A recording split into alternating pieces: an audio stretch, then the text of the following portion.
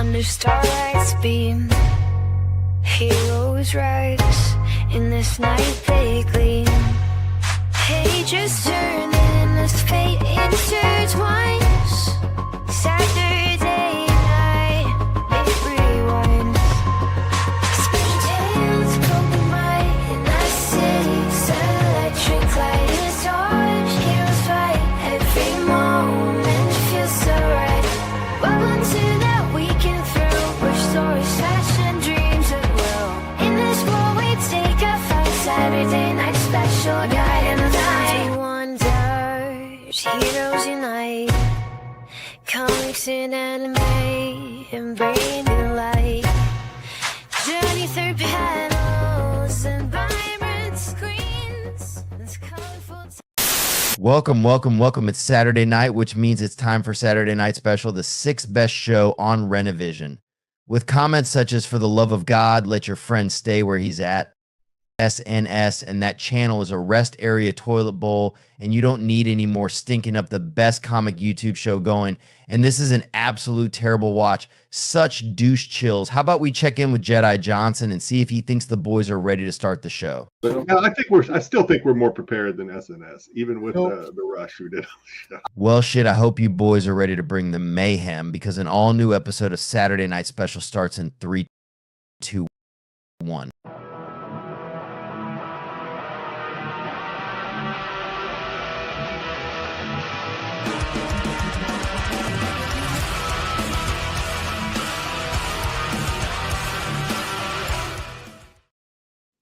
Welcome. It is a Saturday night, and you found your way to the ninth best show in Renovision, Saturday Night Special. I think we got a good show for you guys tonight. As always, we got Sam's topic starters. We got Best and Worst coverage of the week.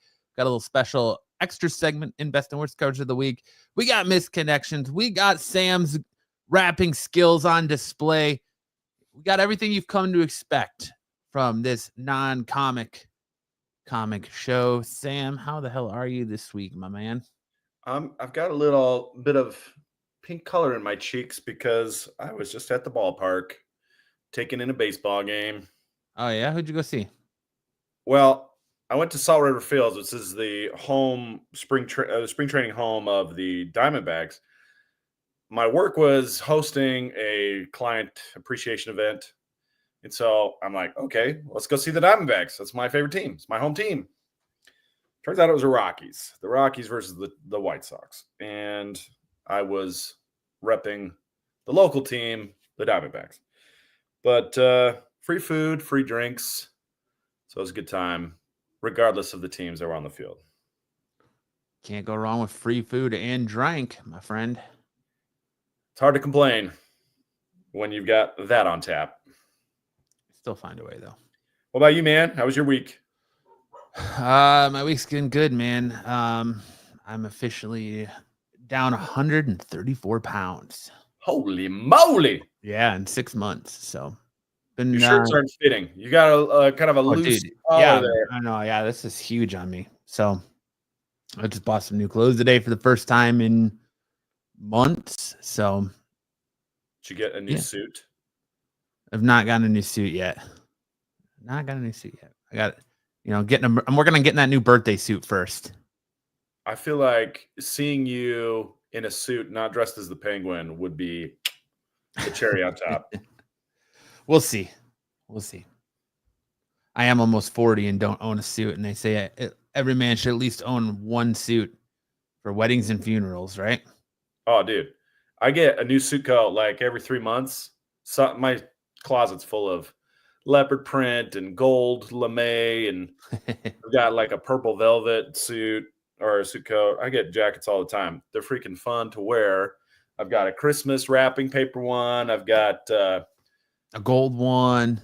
Yeah. So I've got all kinds. They're fun. And when you're losing weight, you look really good. You got to get a suit to wrap it up so you look really freaking good. I don't go anywhere to get a suit, man. Doesn't matter, man. You go out to dinner in a suit. You go to Vegas, wear a velvet sport coat to Vegas or a cocktail jacket. Dude, you'll be turning heads. Easy. Nah, that's too much work. I'll just wear my oversized clothes and be good. I don't know. There's just something about wearing oversized clothes now that I like. I don't know. But Well, get yourself something that fits too for the professional events. I'll get a tuxedo t-shirt. There you go. Get a tuxedo compression shirt. There you go. So your man boobs really accentuate. They hang down to my belly button now. No, that reminds me of a joke.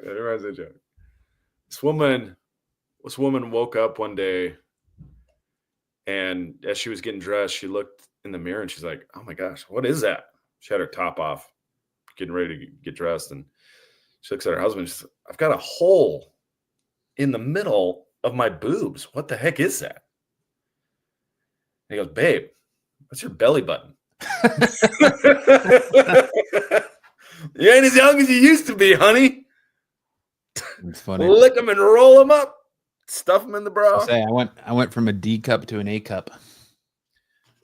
Yeah, that's a tragedy for women, but it's great for man. I have to get a boob lift, boob job. Gotta hit those push-ups, fill them out, pop, pop, pop. Hit the chest press. Yeah, you know it. But let's say what's up to the chat real quick. We got GT with the thumbs up and the wave. Comment corner said, "Hi everyone." Sam's biggest fan says, "I bought a bottle of Crown just for tonight." Good job, love the new handle. Tommy Longbox said, "Come for the douche, Jill. Stay for the laughs." Patrick says, 30 minutes is up, dude. Pizza is free. Sam says, "Forgiveness is divine, but never pay full price for late pizza." Piggy Spanks says, "Corbin Carell like a tweet." Ed says, "I like free drinks." Congrats, Matt. Hell yeah, congrats, Matt. Appreciate you guys. Zaggy says, "Congrats." Thanks, guys. It's been a long, strange trip. Sarah says, "Matt, you could get a Canadian tuxedo and go all denim." I could. True. That's true. And what's up, TK? Good to see you again. All right, Sam. Or hang on, one more fashion suggestion. Oh, okay. Kilt. Can't do it. See, now that I've lost 130 plus pounds, my dick's too long. It'll hang up.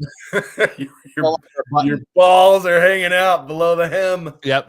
It's no longer a button. It has transcended down to between my knees now. Well, you don't have to get a mini skirt. No one's asking you to dress like Britney Spears. Oops, I did it again. It's called a bagpipe. There you go. It's called culture. Look it up. Google it. All right, Sam. What do you got for us to start us off this week? Oh, well, we don't have thresholds of reality to talk about this stuff right now. So I'm bringing it here to you guys. There's been a humongous discovery underneath the pyramids of Giza that have ignited or reignited or perhaps lent credence to the theory that the pyramids were meant for something other than tombs. Using synthetic aperture radar tomography, scientists Corrado Malanga of the University of Pisa and Filippo Biondi of the University of Strathclyde scanned the Khafra pyramid and uncovered what appears to be an underground system stretching 2 kilometers beneath all 3 major pyramids. And this is insane. So they found these coil-like structures that stretch down, I think, 600 feet. And then these long rod-like structures that stretch down for 2 kilometers underneath the pyramids. And there's bound to be a lot of reevaluation of this and analysis of this over the next coming months. If this discovery holds, it will basically prove that these pyramids were designed for the purpose of creating energy through resonance, through the Earth's resonance field, meaning that they're basically generating free electricity just from the hum of the planet. And it's so bonkers. It's so bonkers that this technology could be found on Earth at such an ancient date that we can't even fathom what this would mean or where this would take us in the future. So if you are, like me, interested in kind of the weird, the out there stuff, get your butt to Egypt and start digging under those pyramids and see what we find. Now, there are other theories as to what these spiral structures could be. Some of them are saying, well, these are spiral staircases, and maybe this is the what do you call it? The not gravel pit, but the quarry where the stones were being mined and they were just filled over time. And so there's other theories kind of swirling around. We'll see what the coming months, the coming years show us. And there's no, like, this depiction is not one for one accurate to what we saw in the actual readout. The readout looks more like a fish monitor. Like it's just a bunch of dots, different colored dots, red from blue all the way to red. But they show kind of a column or several columns with kind of a spirally design, but they certainly don't come through this clear. At any rate, it is exciting. And what you're seeing underneath, or kind of in this wireframe depiction, there's these black rods that are meant to be kind of the edges of the Khafre pyramid. Inside the pyramid, there's these sort of structures that are like the batteries or the resonant structures that are channeling the energy from the earth.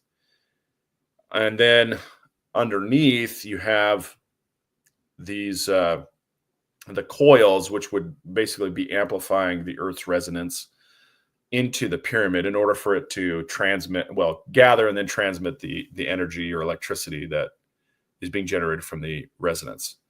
So what does it mean? What does it mean? We don't know quite yet. We just know that there's going to be more investigation. Now, the guy who's in charge of Egyptology for the nation of Egypt has been reluctant to allow excavation of ancient Egyptian sites. He won't allow excavation under the Sphinx. He has not allowed a lot of excavation around or under the pyramids. So it's unclear. It's unclear if there's going to be any additional excavation. What we will likely see, though, is more of this ground penetrating radar that will hopefully bring us some more clarity or maybe some more resolution as to what these structures could be underneath the pyramids. If there's anything, whether they're natural, whether they're artificial. Yeah. All a pyramid scheme. It's all a pyramid scheme. That's what my headline is today, pyramid scheme. So hopefully we get some more light shed on this. And the worms from Dune. Yeah, what's the worm's name? Is Shai Hulud. And maybe it was the work of Shai Hulud. But this is certainly exciting. We don't get a lot of news out of Egypt because essentially all archaeology has stopped in Egypt. They have established their narrative and they don't want to go any further. And so for them to even allow this kind of thing to happen, this type of radar to take place, is exciting. And then on top of that, to have such a vivid discovery is fantastic. So we're going to keep our eyes open and bring you developments as they come along. Kind of the leading spearhead of this big name is Graham Hancock. He's wanting to do more, and he's kind of trying to negotiate with the head of Egyptology over in Egypt to see if we can get some more work done. And he's making a little bit of headway, but it's not a ton. So they're covering it up. They don't want you to know it's aliens. Yeah, I think that's a lot of it. I think they do profit from there not being additional work. I think they want to preserve the site as it is, and I think if they had excavations that might that might tarnish or take out some of the profitability of the tourism, but these sites have been pillaged for centuries. Honestly, they've been pillaged for centuries.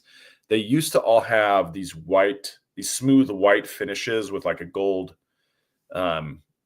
pyramid capstone, a gold capstone at the top. And over the centuries, though, all of the limestone, the white limestone, and the gold capstones have all been stolen, taken away, melted down, sold, whatever. In the 9th century, the Giza pyramid, the main pyramid, was smashed open, and inside they found these kind of like house-like structures, and didn't really understand what they were. They thought it was a tomb, but they dug a little deeper, and they heard something like collapse inside the pyramid. And that was the first time that they thought it might be something other than a tomb. It was many centuries ago. So this reminds me of one of those Serta bed mattress commercials with the glass of wine, and they put it on the spring mattress, and the wine flops all over the place and tips over, and then they put it on the Serta mattress, and it doesn't go anywhere. Because the springs. Like. What's up, Dom? What's going on, guys? Oh, we're exploring ancient Egypt. Yes, I've seen this. This is a fascinating thing that I am very intrigued by, and everything about this I want to know about. I'll keep that in mind, Cosmic. This is crazy. It's insane, and it's so exciting. And I hope that we get some more research into it, and we get to discover where this is taking us. This is nothing more than the battery that Optimus Prime used to send his call to the Autobots in space. Yes, to come to Earth. Autobots. I'll be honest with you. Buffy says, "Talk about aliens," and Dom appears. Hey, I'll be honest with you, man. This is like groundbreaking, but it kind of makes me think. It kind of makes me think that that this was created in the last. Our Egyptian prophet has arrived. Greetings, Dom. Like closer to the time now than it was back then. Kind of like the apparatuses that they have underneath, the tube-shaped cylinders that look like with stairs like going down, those like on the side. Yep. It's fascinating. If this is done by man, let's just put it this way: if this is done by man in ancient times, we're really past the point of the point of being who we are, like way ahead of our time. If this is created by men, and most likely, we talk about aliens that they could talk about the gods that come down that they have like holographic in the on the walls and stuff like that with UFO shaped objects and stuff like that. Oh yeah, the Anunnaki. Yeah, it's just really amazing and fascinating that you see something like this and something like this now. And remember, they never want anybody to do any investigation. There's been like times that they've been archaeologists have been going and they turn them down. They don't want them to do any studying because remember, they found that the erosions on the side of the pyramids are much older than. That's the Sphinx. That's the Sphinx you're referring to. The Sphinx. I mean, yeah. So basically, if you connect all those things, there's definitely a connection.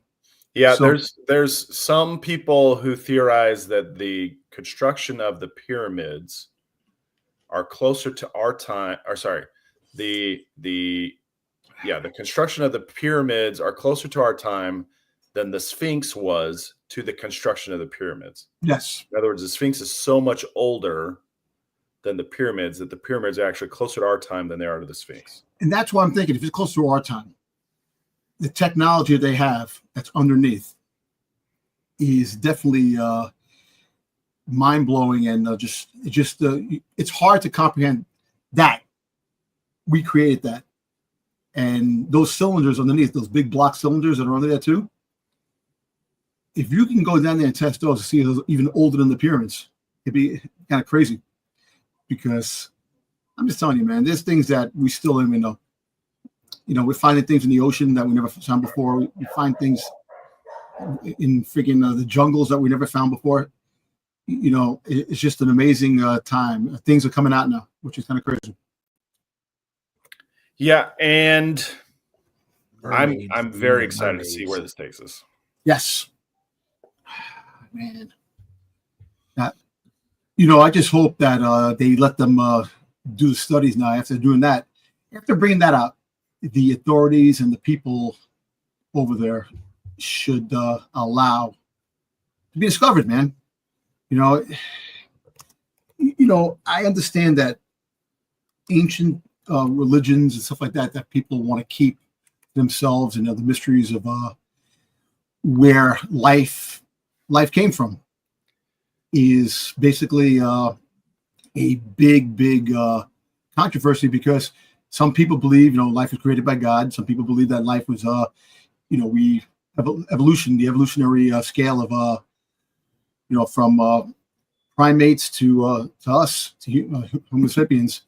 Kind of they don't want you to find that link, because they always find that missing link.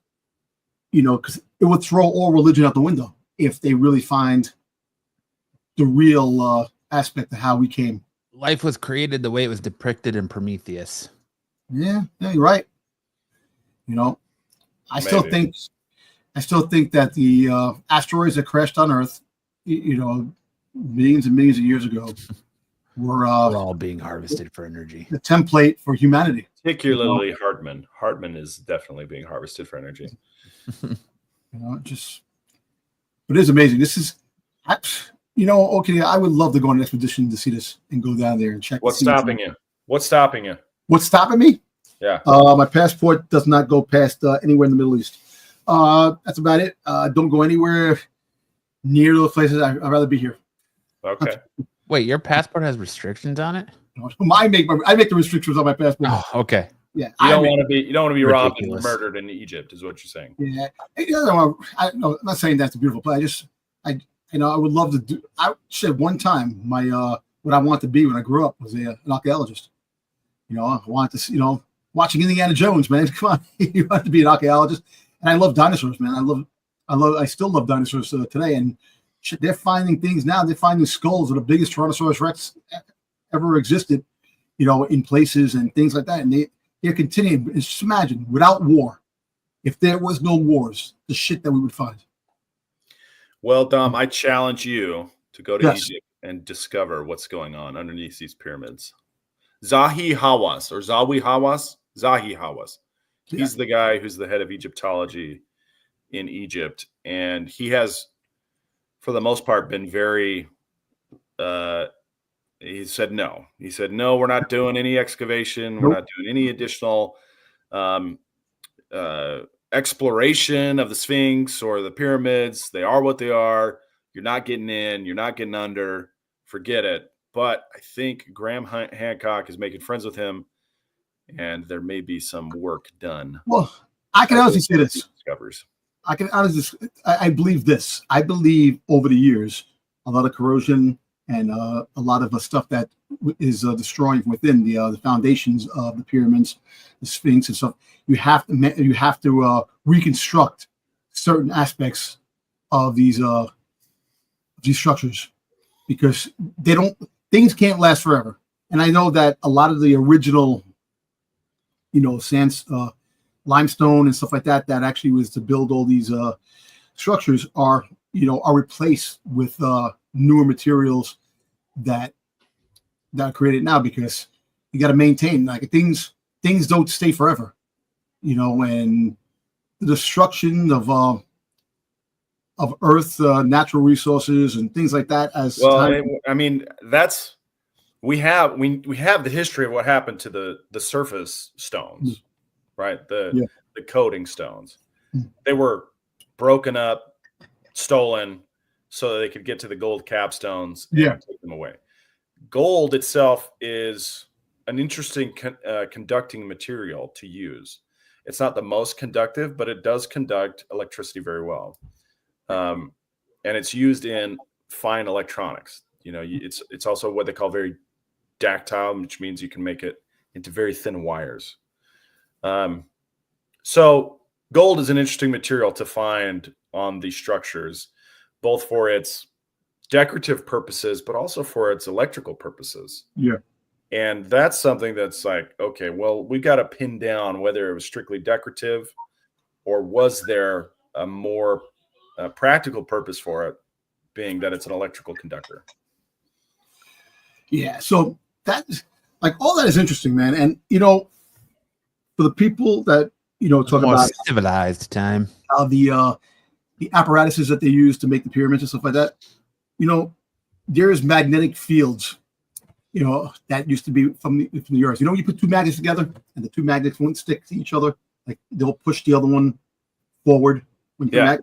So some say that the stone and the rocks that they used had the materials in there, like magnetic materials, with the natural of the Earth's energy. That the energy, like in certain areas, is like it's more powerful than other places. That they could actually push the rocks across because of the magnetic resistance along the way, and that's how we were able to push the boulders and the structures to make it in the pyramids, and then the apparatus that they made to pick up the stones to put them on top of each other.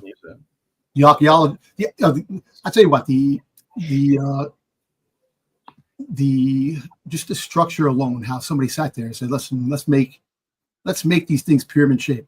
And if you look at the pyramid shapes, around the world, it all comes out into it's all in a even I think octagonish around, that when you look from space, you can see the structures, the pyramids in different areas, like all like aligned with each other, which is kind of crazy. It's how they communicated with their home world. Yep. Yep. Beep bop boop bop beep bop bop bop. It's aliens. It's aliens. Well, Dean, we're gonna get more answers. Hopefully, get the door, please. My kid came in. So we're gonna get more answers. We don't have a lot to go on right now, but hopefully we get a lot more. So I just want everyone to be excited, about this, as excited as Dom and I are. Yep. This is a fantastic thing. It used to be thought that it was like an upside down pyramid underneath the cylinder. Yeah, the way shining cylinders, which is a very surprising discovery. So, well, you see that they found the pyramids in the ocean, in certain areas of the ocean. There was pyramids. Yes, they found a pyramid in Antarctica, a shaped pyramid structure in Antarctica. Damn, now you guys are really getting the conspiracy. That's crazy. And what's funny? You talk about this. You talk about Transformers. Look what I wore today. My Soundwave shirt, man. So kind of and I had no clue you guys were talking about, about this. It's all aligned, Dom. It is, man. It's a message from the stars. I am very fascinated about this. This is a breakthrough. And it is very fascinating and exciting too, because you want to see you want to see stuff unraveled. You want mysteries unraveled. Life's about finding mysteries and solving them and bringing them to light, because this has been the biggest mystery that everybody's been talking about. Now, the whole fact is that if they can go underneath and go down there and bring off and see how the structure is made. I agree. And we're just we're all excited about the same thing. So I think we're ready to move on to the news, but I just wanted everybody to be excited about this pyramid discovery, and hopefully we as news comes out, we'll be certain to update this story for you guys. Definitely. It's awesome. Good stuff. All right, let's jump into some news, shall we?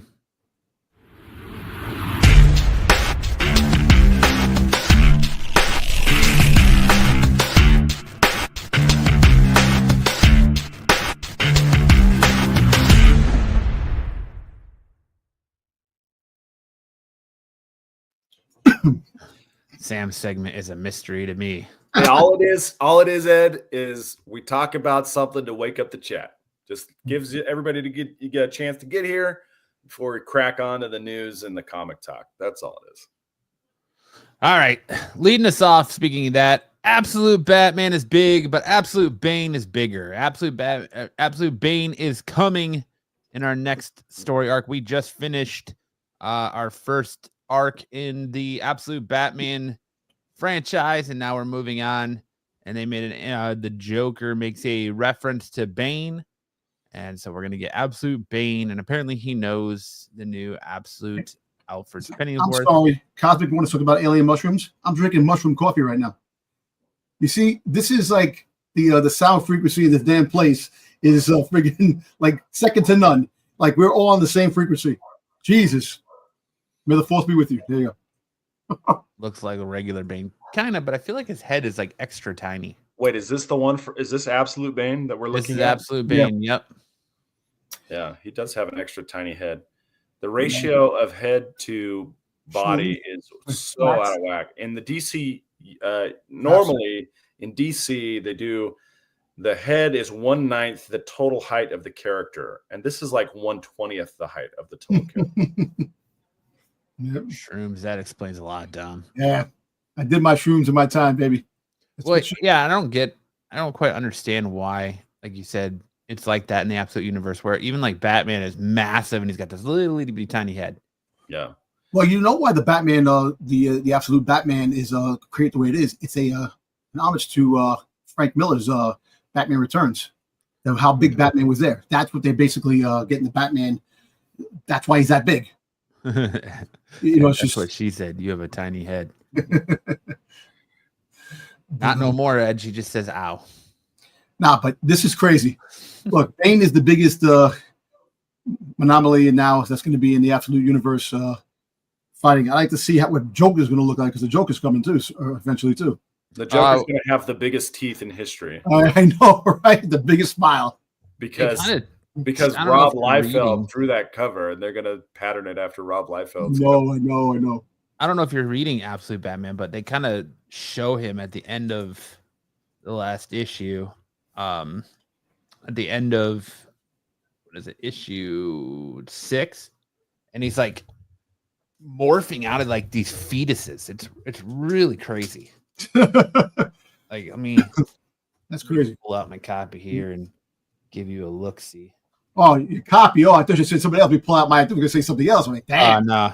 What I'm kind of not show that is this? excited yet. What kind of show is I mean, Sam's Pyramid Talk did really get the motor running, but I'm not that excited yet. Oh, okay.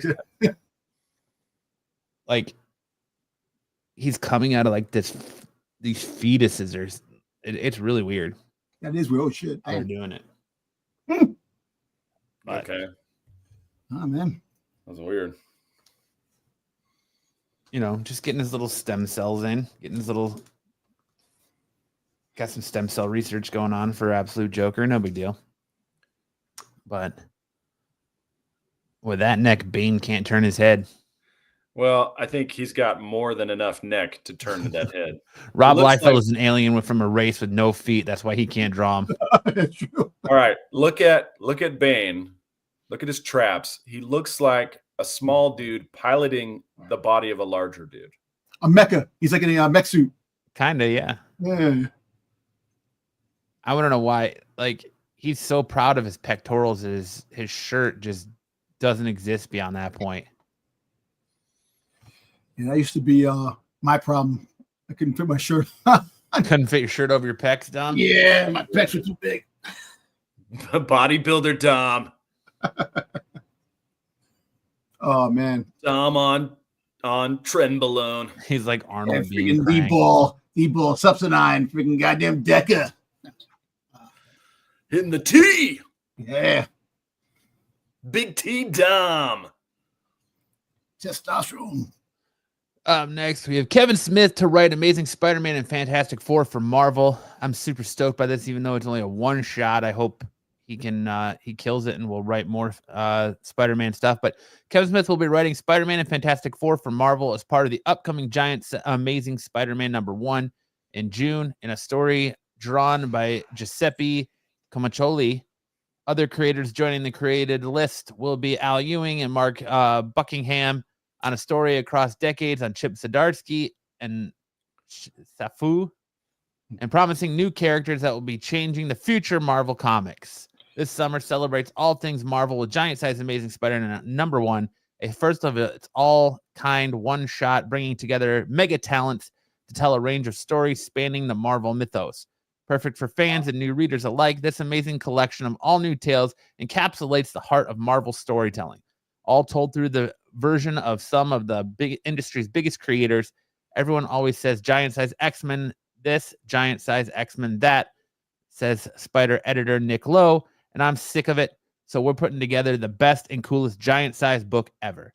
Kevin Smith and Giuseppe Camaccioli spin an instant classic. Al Ewing and Mark Buckingham use Spidey as a prism to the whole Marvel universe and its history. Chip Zdarsky and Steve will bring you the coolest new Marvel characters in recent memory who throw Spidey for a loop. And that's not even all. There's also, Lowe said before being cut off for spoiling too much, with a cover by Greg Capullo as well. It has been some time since Kevin Smith has written for Marvel, but he's back with Archie Comics this summer for View Universe crossover, and he is back at Dark Horse Comics for a new Quick Stops 3 comic book series as well. You wait ages for Kevin Smith comic books, and then suddenly 3 come along at once. Well, this actually fits in perfectly with the Fantastic Four movie coming out, because apparently either somewhere in the movie, Spidey's showing up, or the end credits, you're going to have Peter Parker showing up. You're going to have Tom Holland. So it's going to... And Spidey, what, you think it's Spidey? No, 4? in Fantastic Four. Oh, Fantastic Four? Fantastic Four, there's there's going to be a small Spidey scene. Not yet. So we've not gone over there yet. So basically, making a comeback, seeing him live a few weeks ago, he definitely still has it. Absolutely, he never lost it, man. You know, but I love his Daredevil run. His Daredevil run was great. So his Daredevil, his Green Arrow quiver is really good too. And I mean, personally, I like his Batman stuff as well. Yep, Archie Comics has Kevin Smith too. That's true. I'm stoked for that. But so this book might have I'm not going to say it's going to be a giant size X-Men. You know, you're going to take this, and the next day you're going to wake up, it's going to be a $30,000 book. Take some time. No, I don't know. I think it'll never be giant size X-Men. If you have some significant first appearances with if the Fantastic Four really takes off and throw Spider-Man and this and that, this book can have how many different covers this is going to be? It's a one shot, so that means it's going to be like freaking 15 covers probably. The coolest cover, you probably. This, and that's it. I mean, Jesus, look how many covers there are for Amazing Spider-Man 1. I know. Yeah. All right. No, that's how you can make money. Newbie question here. Do they call it giant size because of the page count or because of the dimensions of the book? The page count. Well, actually, I think this one's both. I believe this one is going to have an 11 by 17 version of it also. So it's giant size because of the page count, but I believe this is also going to have an 11 by 17. So twice the normal size. Yeah. So, hey, look, comics are meant to be fun, man. If this is a fun book and people enjoy it, so be it. Let it happen. You know, it's always good. You know, it's exciting to get #1 books and different books, and plus, you know, you're going to be pumping out Fantastic Four stuff because you want to get the ball rolling, because it's going to be a fantastic summer in July when Fantastic Four drops. So you want to have all the stuff with Fantastic Four in it. So you want to say you think that Spidey's showing up at the end of Fantastic Four instead of Doom?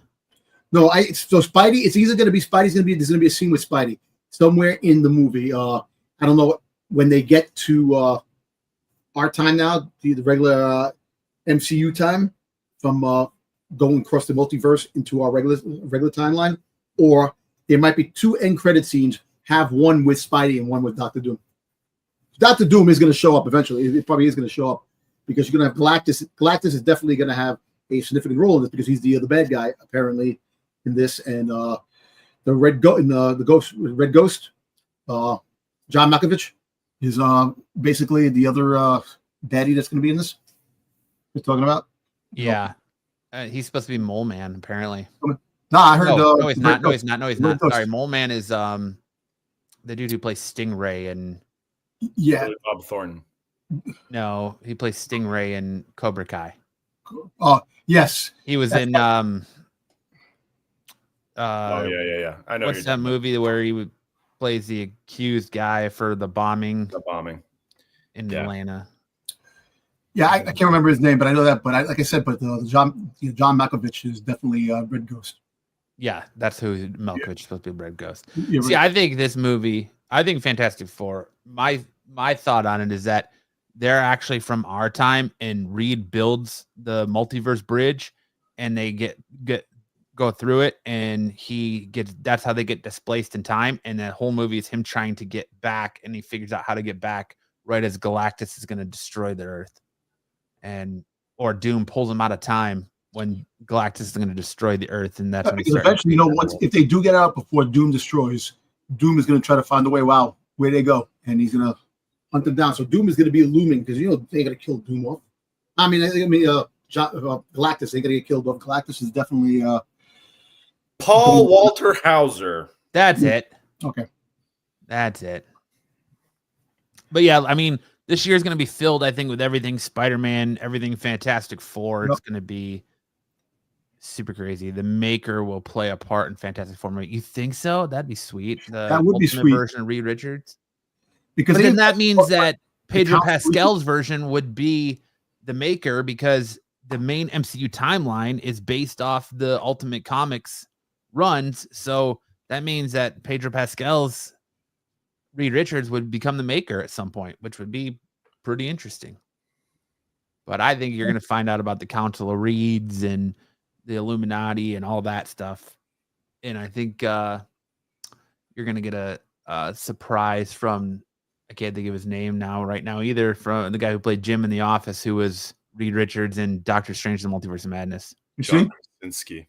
John Krasinski. Thank you. Apparently, a version of Spidey exists in Fantastic Four because of concept art. Yep. Yes, he does. You're right. The concept art, Baby Franklin does have the Spidey outfit on too. So that's interesting as well. Yeah. The Maker will probably played by a former Reed Richards actor like Miles Teller.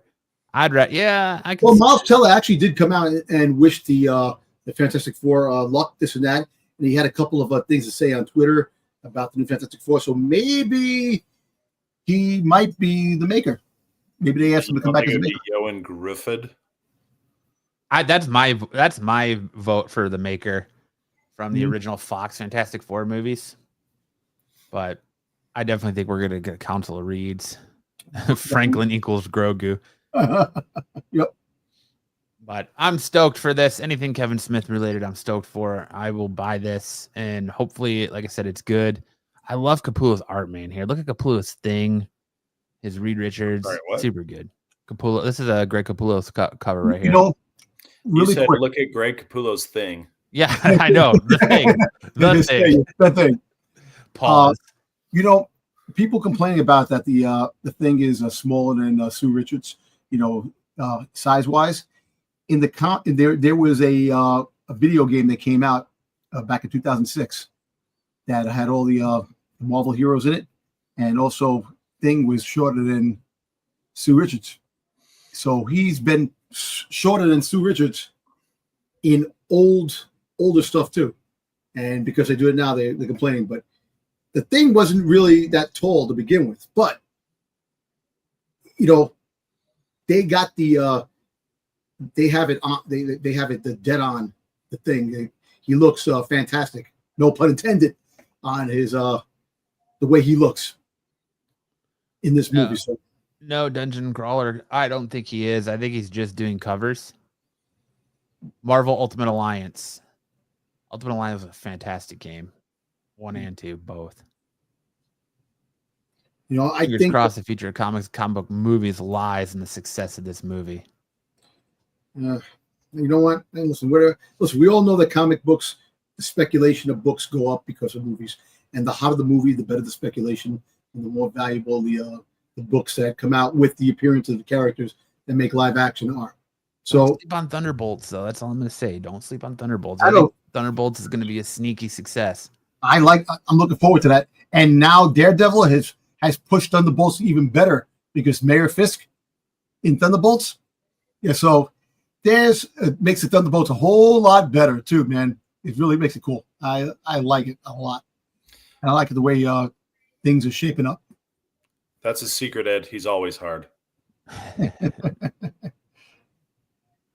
still never got the answer before Stan passed if Reed Richards' unit grows as well, if all of him can stretch, not just arms and legs. Of course. Think about it. There's no question. It's just that he doesn't care. Jacob, this is something we've been screaming about for years, though, is like why they never realized the comics are the blueprints. It's the writers, man. They don't want to follow the story, and they're like, oh, well, we don't read comics, or we didn't even read the story. We just maybe what we thought we were going to make. And then you've got rumors out there now that Marvel's freaking out about bringing back God damn it, I can't think of anything today.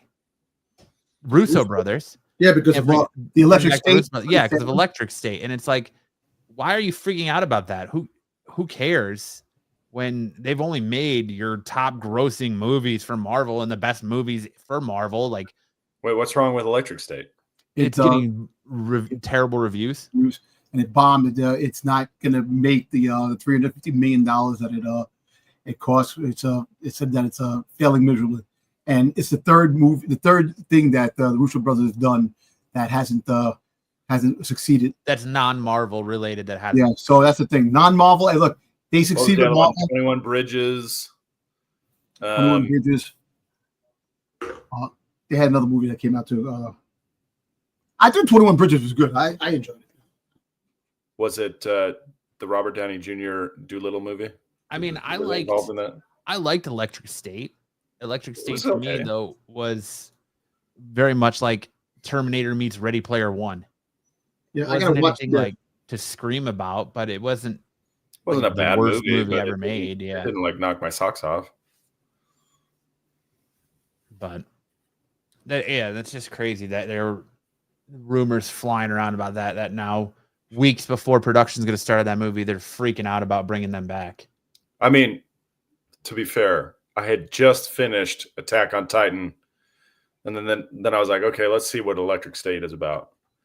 Attack on Titan is one of the best shows ever. It's like Breaking Bad for anime. And then you go to Electric State, which is kind of a cutesy teenage movie. Kind of like, it's kind of as intense as like 8mm. That J.J. Abrams movie that came out like 12 years ago. Mm-hmm. It's not like it's going to kill anything. It's not one of those blockbusters, but it's interesting a little bit. People are just very fussy on what we get now in movie wise and stuff like that actually entertain. People aren't really entertained anymore. Like, think about it with the big in your face type of Super 8. Thanks, TK. Yeah, it was Super 8. 8mm, something else. No, it was Super 8. You're right.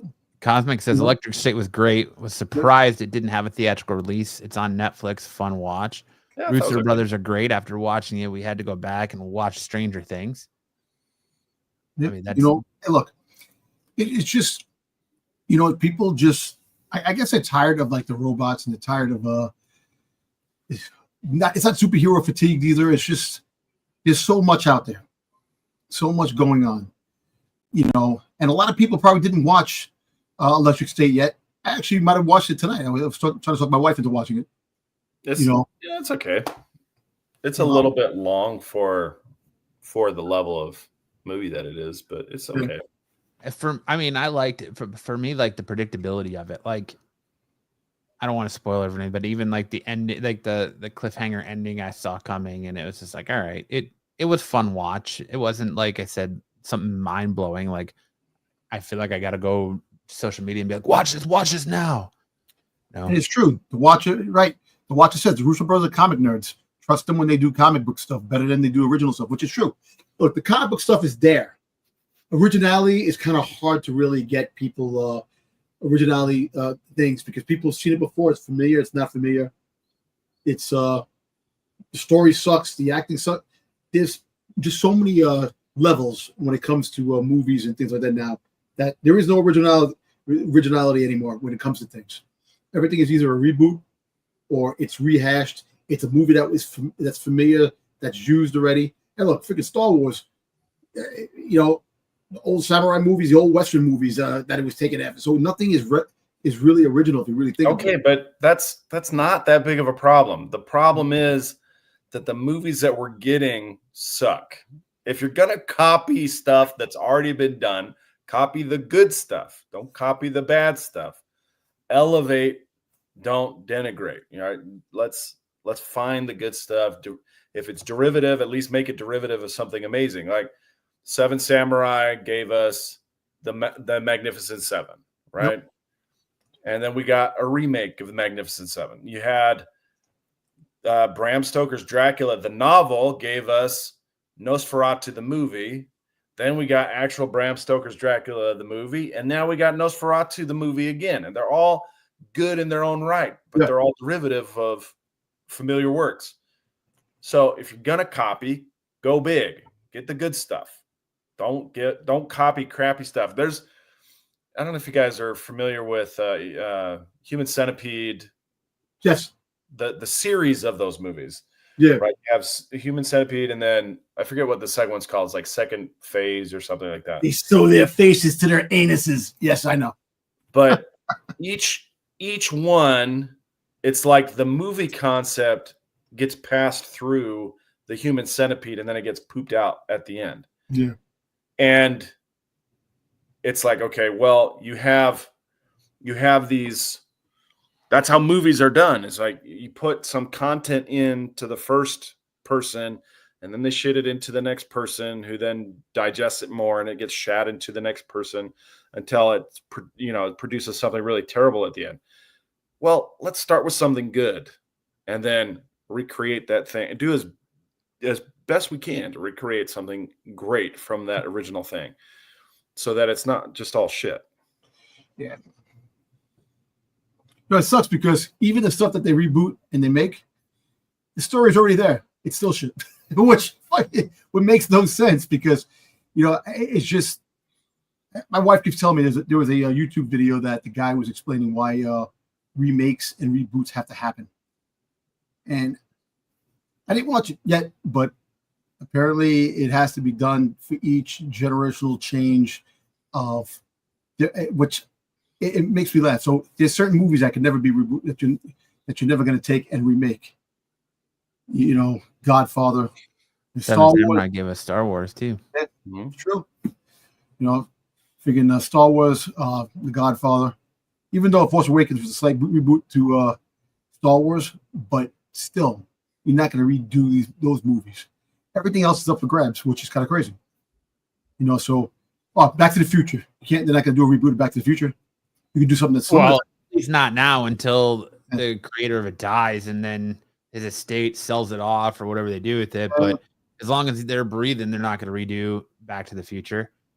But everything else, all these other classics like Overboard got remade, and remember that movie Overboard?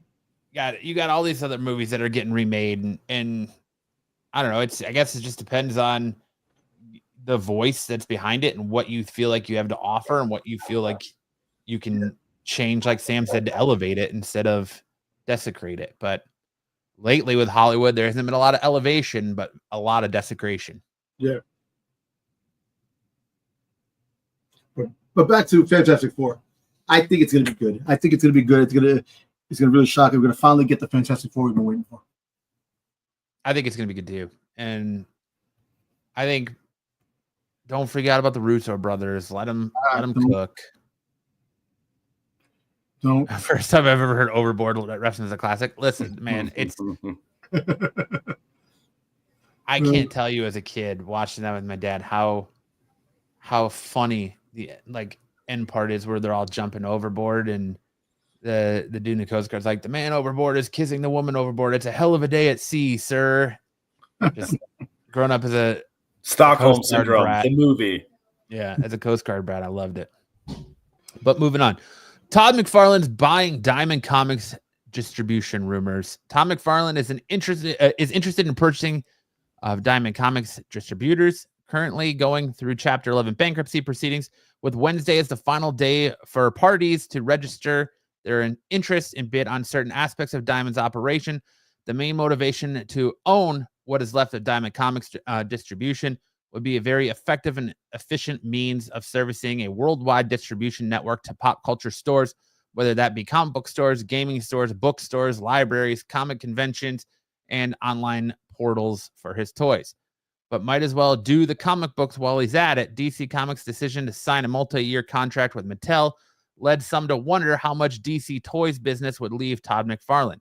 However, given that DC is locked into Lunar, it might make it easier for Todd to pull Image Comics from Lunar back to Diamond Comic distribution and make sure that the changes that Image needs are executed this time. but then it would also bring some much needed stability back to the marketplace. Dynamite gets paid. And Trick 2 businesses may return to a closer semblance of normality, and every comic shop can blame Todd McFarlane for when their comics are late. At least they expect that with him. Huh. Do it. I mean, I think Todd would do great things if he bought Diamond, and Diamond would run a lot better and more efficient. And like they said, you would be able to get it. That would put a premium back on his toys, because remember back in the day when like McFarlane toys were sort of what Hot Toys are now, where they had that premium, like when you were like, oh, that's a McFarlane toy, like you felt like it was just going to be made so much better with multiple points of articulation and multiple accessories. And now you still kind of get some of that, but it's also dumbed down where the Walmart line just didn't feel like the same quality of toy that company was putting out. I think getting it back in the hands, getting it through Diamond and into comic book shops will kind of reestablish that like little bit extra that you get when you're buying a McFarlane toy. Yep. I think he's been around the business for a long time. He knows what the people like and what people don't like, and if it's going to make a really big significant change and a difference, I see why not, and plus, like I said, he lost the DC license to making toys, sometime in 2026. I think mid 2026, that's when the license ends. He still has a few months to throw out some figures, but I think if he ventures into that can actually help the comic world too. That definitely be a big plus. Him being the Todd father in comics. Also it would help. It would help Spawn. It would help the McFarlane line. Even better. You push it even past that threshold he already has. So. Hey, the chat seems to like it. Jacob says he's going to get it for pennies on the dollar. The Watcher says, I'm sure Todd wants the toy division, toys that Diamond owns. And like the licensing, man, like I wonder what licensing rights he could get. Like if he could start doing like Turtles figures or Transformers or what other kind of licenses. Because Star Wars. Exactly. What other type of licenses would come with that, if any? But just to be the biggest distributor in comics and try and turn it around. And I mean, that's what Penguin and Lunar don't have, is they don't have that distribution network like Diamond did, where Diamond controlled everything. Like Lunar and Penguin are just publishers. They don't have toy distribution rights, and they don't have, all the memorabilia and pop culture like Diamond does. So I think Todd would do it. But there's other names that have come out too that people are speculating. Like I've heard Amazon's interested in buying it, and Amazon's trying to get in that game, and who knows who else. But Zaggy said Disney should buy it. But I think this would be a smart move for Tom or for Todd, and he could save comic book stores and save Free Comic Book Day, because there's a lot of questions about what's going to happen to Free Comic Book Day now that Diamond's going away. And for his toys alone, it makes sense. The toy distribution of the licenses that he could possibly get. That's the thing. That's the big prize with this. Yeah, he would owe Diamond Select also. And Diamond Select, all those damn licenses that they have. Like we know, Diamond Select, the guy Zach who works for Diamond Select, and all those licenses. We always talk about things that they're getting, things that they can't get. But I think, I would love to see more statues of Spawn, and I would love to see statues of Marvel stuff. Like if he gets back into the Marvel game too, because you get Diamond Select. You can distribute the Marvel stuff. They have the 8-inch figures that they make, the Marvel Select figures. So that's a big thing. Like I said, also Star Wars too. Star Wars is definitely a big with the busts that they make. They make busts. They make statues and a whole lot of things. Man, it'd definitely be a gold mine for him to get. If he does, I don't want to see Disney getting it, because Disney will freaking destroy it. Disney will definitely. Destroy like comic books. If he could save the comic market too, the shops and stuff like that. Yeah, I think you'd definitely get an Invincible line. I think if he did that, because Skybound, you'd probably get more Spawn figures. Maybe you could get new G.I. Joe, since they own the rights to the publishing rights to G.I. Joe now. Maybe Skybound does. You could get a G.I. Joe figures. A new set of G.I. Joe figures would be sweet. But I know Hasbro still has that too, but I think he can distribute statues, make statues and busts and stuff like that, stuff that he can't make. Imagine getting some Destro and Cobra Commander, Serpentro, Zarte. Like, definitely be a lot to make. Transformers. So you get all the great toy lines with Diamond Select, man. Disney destroys everything it touches. Yep. They do. I believe he would. I believe Diamond Select is part of that whole thing. But Witchblade, Youngblood, Savage Dragon. I don't know if I want Youngbloods. I think,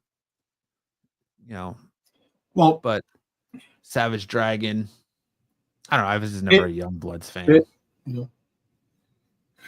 But yeah, I think Todd buying it makes a lot of sense, and it would put Image even further on the map than they already were. I think Image would finally be that next big contender with next to Marvel and DC if Todd bought Diamond and they're the biggest distributor, and what he can do and put in place to draw Marvel, DC, Dark Horse, everyone who's left Diamond and gone to Penguin or Lunar, see what he can do to throw out there to draw them back. And we could really just get that reboom of Diamond toys and items in comic shops. I think it would be great.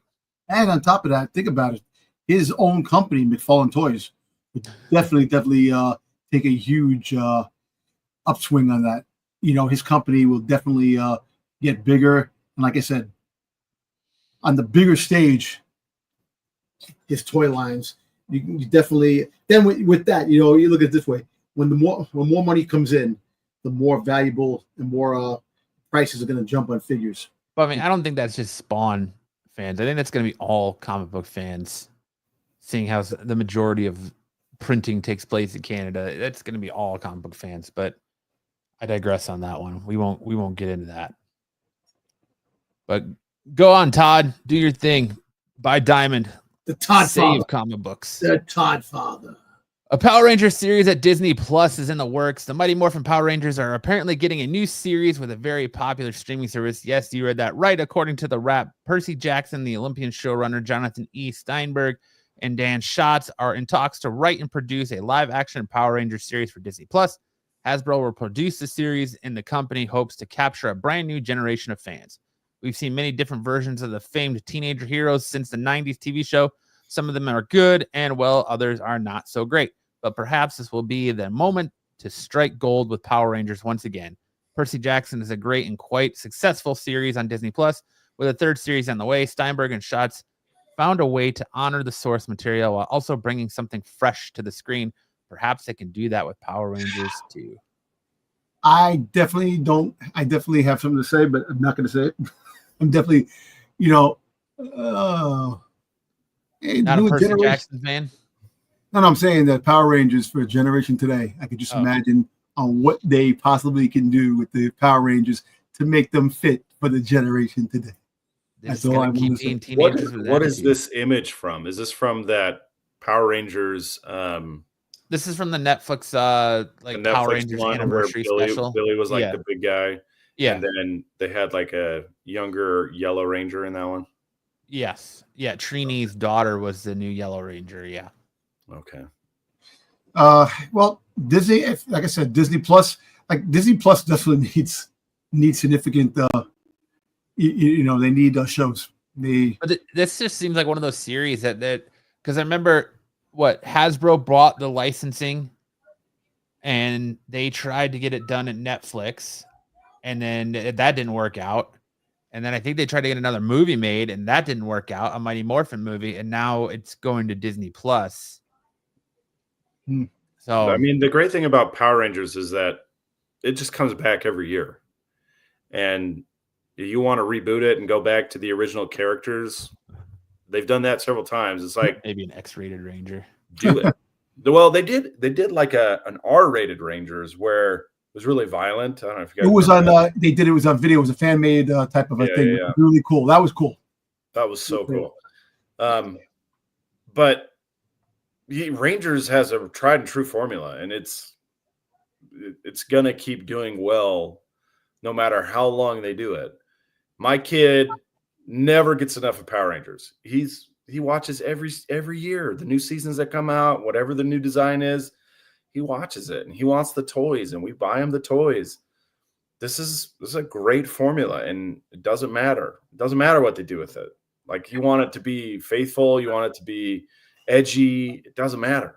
Well, do whatever you want with it. The toys look good. You got to make it like you make figure Power Rangers like meets Dawson's Creek, One Tree Hill, Smallville, throw all those like combining factors. Teenage angst drama instead of the fighting giant monsters. Well, no, a teenage drama mixed in. No, teenage drama. You fight monsters, but you have complex story, relationships, stuff like that. You know, they're teenage kids going to school, and they have to deal with the burden of being Power Rangers. So you want it to be like Riverdale meets Power Rangers? Yeah. So well, the movie that came out several years ago was like Breakfast Club meets Power Rangers. Yes, it was the one where Bryan Cranston was the word on. Yeah.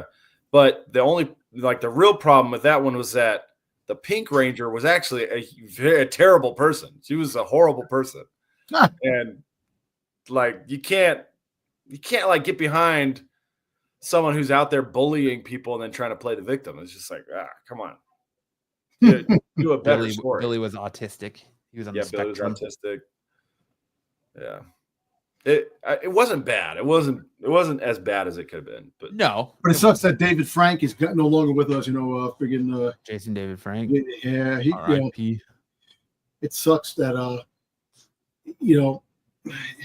Dude, I actually just watched the 10 worst things about the Power Rangers, and I was watching it on YouTube, and a lot of the stuff is messed up. There's a lot of shit that went on with behind the scenes, really messed up. You know, with the Power Rangers, the Red Ranger, fraud, like freaking he got arrested for fraud and shit like scamming, and then you have the Blue Ranger quit because he was getting derogatory things, bullied because he was gay, and stuff like that, and he walked away, and there's a whole bunch of different things that transpired. What's the name? The Yellow Ranger, she died in a car accident. Yeah. She died of aluminum poisoning. Yeah, the other one, right? No, she got hit by a car. Aluminum poisoning. Yeah. She got hit by a car. A terrible joke, Sam. Yeah. Damn. Nah, but there's a lot of shit that happened. Hey, listen, if they can reboot it and make it pretty cool, we're gonna bring back the original guys, the original bad guys, or bring back Ooze. Fucking Rita Posa and Ooze. What's his name? Ivan Ooze and Lord Zed. Yeah. How about Rapping Pumpkin? There you go. You can play Rapping Pumpkin, Sam. Bring him back. Yeah, I'll audition for it. Nailed it. No audition needed. But that's it for the news. Now I'll hand it over to Sam for big news in anime. Watch yours.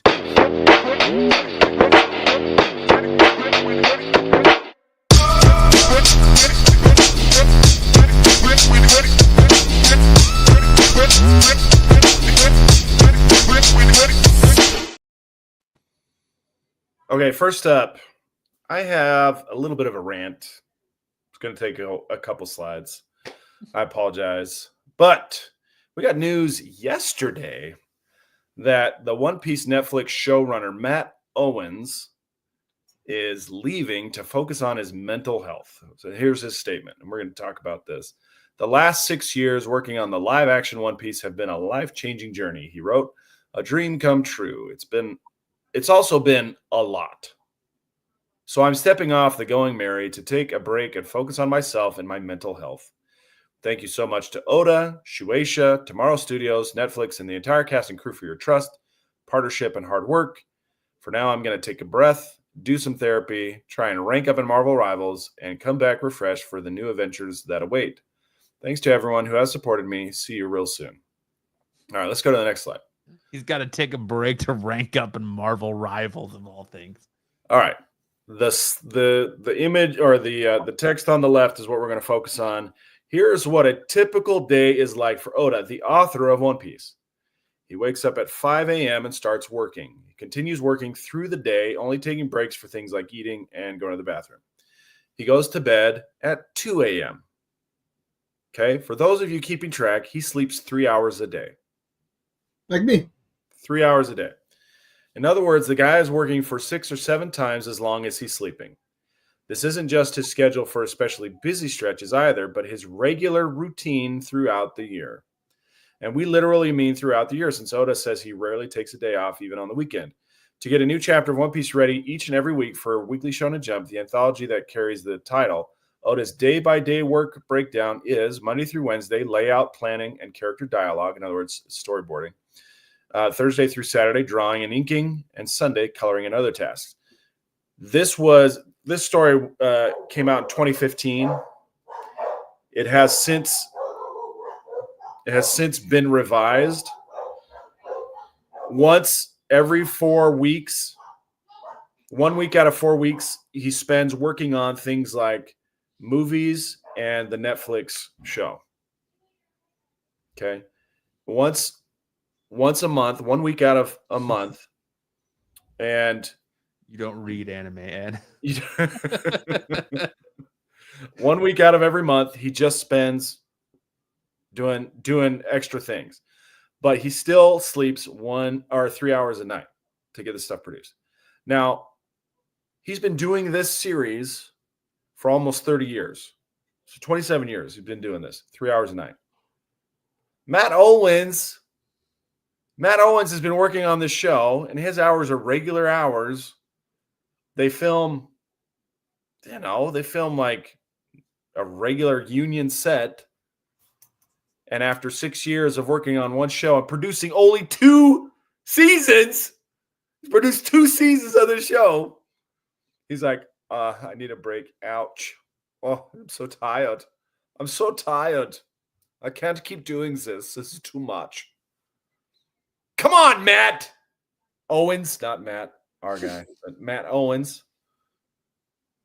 Put in the work, man. Get the job done. And what I think this is actually he didn't get paid enough. He was asking for a bump in salary, and Netflix says, we just don't have the budget for it or whatever. Let's see how the season goes. And he says, nope, I'm out. It's too much. You got to pay me more. And he's like, I'm not doing it. So that's what I think happened. I don't think it has anything to do with mental health. Roger says One Piece is essentially the Lord of the Rings of anime, or even the Star Wars. Its staying power is astonishing. Incredibly astonishing. Oh, you know what? Hey, Sam, on behalf of this dude, yeah, it probably is a money thing because he asked for money and this and that. You get the money and you want to play the victim. But walking aside, mental illness, the mental state is a very fragile state. Certain things burn you out quicker than others. I don't even do half the shit that none of these people do, and I sleep almost 4.5 hours a day. I don't sleep good. My sleeping pattern is bad. Look at Ed doing his due diligence for the anime community here. It's just one of those things where sometimes your mind does, you get overwhelmed to a point where your mind isn't stable anymore, and you need a break to get away and things. Not to say that he's just doing that because he wants to get away and play freaking goddamn Marvel Rivals. That's a stupid thing of saying. But sometimes you do need that battery recharge to definitely come back, even though it's different compared to the writing of the comic book and stuff like that. The movie state, 2 different things. I understand that he does every day. His some people's staying power much stronger than others. And I'm just saying, I think Matt Owens is a lightweight. I think when it comes to producing One Piece content, he's a lightweight. He hung in there. I mean, they did a good job with the first season. We're not even out with the second season yet, and he's calling it quits. He chased off his co-showrunner from the first season, Stephen Maida, because Stephen had a different idea about how to do things, and there was a lot of polling the audience. They did a bunch of surveys and just so Matt Owens could prove himself right. And Netflix came back and said, well, okay, you're right, Matt. You get to be in charge for season 2. We're going to give you a co-showrunner. And you're in charge, though. You're the creative director. So make sure that you know what you're doing. And he gave up halfway through because they haven't even come out with season 2 yet. I don't, and you know what? And season 1 was definitely a big success. And the anticipation of season 2, now it's going to probably be pushed back because this guy's taking a break. You got to take some time to come out. And it sucks because you have to ride that momentum going forward. When you take the breaks and take the time off, that momentum starts to sink. And then you'll still have your fan following, but that power through is not going to be like it was steamrolling through. It's not going to be like it was in the first season.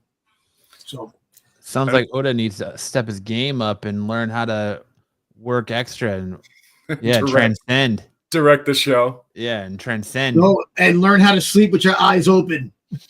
Think about how Game of Thrones kind of fell apart in the last season because the source material couldn't keep up with the production schedule. And here we have the opposite problem where the production schedule is never going to cover all the source material. Exactly. In a million years. And it's because no one here has the passion to tell the story like it needs to be told. And, everyone's got to get paid. Everyone needs paid. I get it. If he didn't get what he thought he was worth, fine. But if he's really saying that this is a mental health thing, shame on him. They're working on a My Hero Academia Netflix adaptation. Yeah, that's true. And also, they're working on They're already working on a live action Sakamoto Days, but it's just in very early development. So there's not anything to report on that. And then we'll get a live action One Punch, and then we'll get a live action Chainsaw Man. I would love a live action One Punch Man that's been in development for the last 10 years to come out. But at least we're getting season 3. In other One Piece news, we also have a One Piece spinoff called Koisuru One Piece, getting some animated shorts on YouTube. And it's about high school kids who have the same name as the One Piece characters getting together and having fun slice of life adventures. But it's a gag manga right now. It's been going for about 4 or 5 years. It's a gag manga. It doesn't have the same kind of storytelling as One Piece itself. It's just, it's kind of a fun One Piece little tidbit.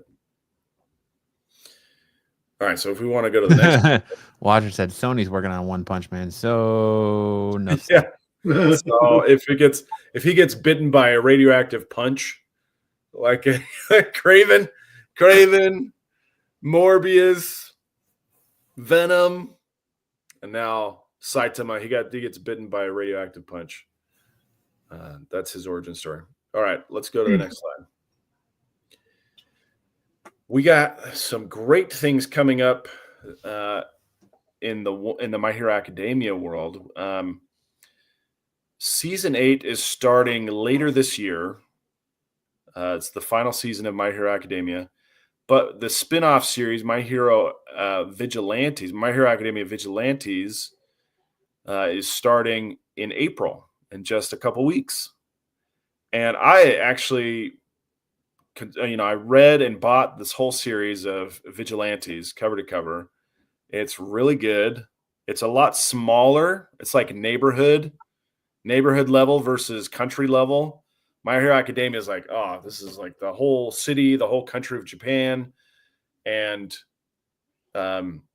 Vigilantes is just one neighborhood.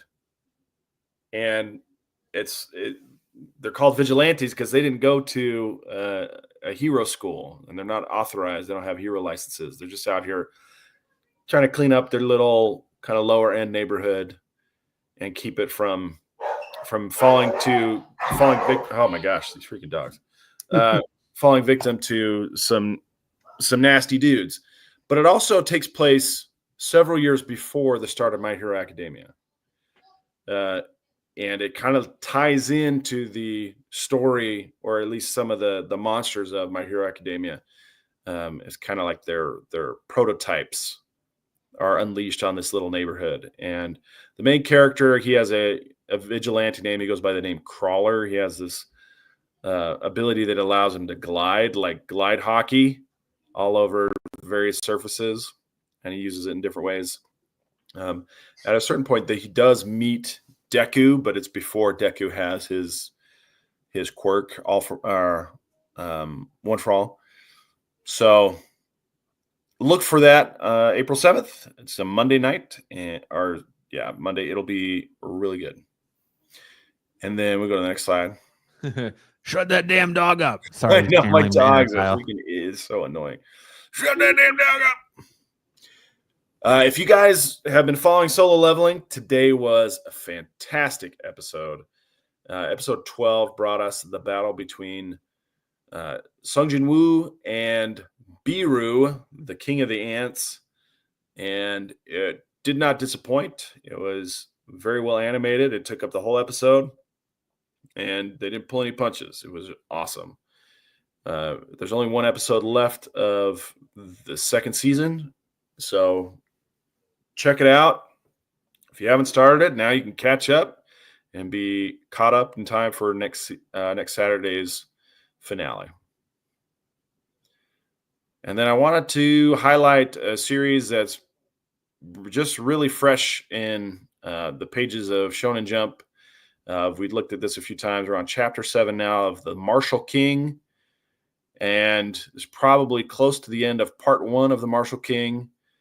And I just think the art is really fantastic for this series. It's the kind of the selective choice of color among the black and white panels gives it a real kind of sepia tone of like an Old West. I like that. And it's just really, really, you can tell by the detail that the illustrator, Boichi, is really taking his time, and he wants to make sure every panel is gorgeous, is a work of art, that you'd be proud to hang it on your wall. And I just think it's fantastic. So it's really going places very quickly. And if you're interested in checking it out, you can look it up on Shonen Jump app, Manga Plus app. Either one is fine. And that brings us to, I don't have any new Fidel news this week. My eyes open. He only very sporadically will reach out to me. Okay, first we're going to tell a story here. The story of, I guess, 2.5 years. Let's hit the highlight first. So I've shown, oh, no, let's go back. Oh, did it not upload? Hang on. I thought. Hang on. Let me make sure this is technical difficulties. Looks like the slide didn't update. Send Fidel to you. Fidel's in the Navy. It's hard to get a piece of cheese in the Navy. Okay. Maybe update the slide.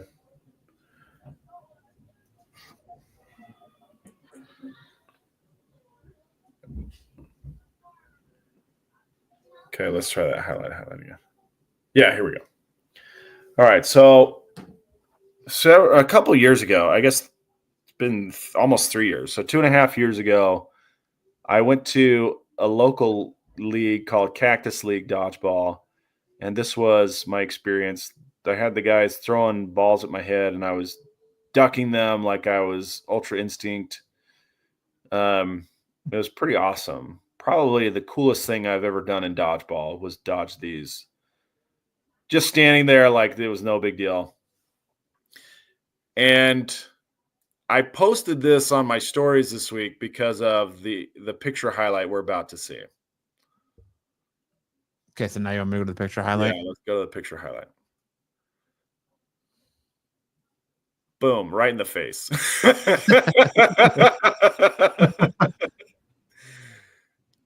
Oh, It's the spin. The spin got you. got me right in the freaking face. It takes a man. It takes a real man to get balls in the face. There you go, man. My nephew hit me with the hurricane. Are you ready for the hurricane? Yes, Watcher. I did. I enjoyed it as well. So that's, if you gain 15, 20 pounds and then don't do your neck exercises on a regular basis, this is what happens. You just take a ball right to the face. I think you were just distracted by his sick moves as he spun around and ball just right to the face. Balls to the nose. Yeah, that friggin' rung my bell, man. I know I could make a Fidel Seaman joke, but I don't want to. Come on, Floyd. Thanks for your discretion. Anyway, that's it for the sports report. Appreciate all your support on Triple D Dodgeball on Instagram. Really quick, I did have a real go over 1.5 million views. Nice. The one of me kind of when I said, I'm 42, it actually blew up. So it was pretty good views the last week. Is that the one where you're jumping in the air? You could literally hear your knees squeaking as you jump. Yeah, that's the one. Yeah. Hey, real quick, Sam. I just found out, with the for anime the books. There's an anime book, like it has old stories. G.I. Joe is in it. Is that right? There's an old book with G.I. Joe in it, and apparently they're very hard to find with the with G.I. Joe. And I'm trying to look for those.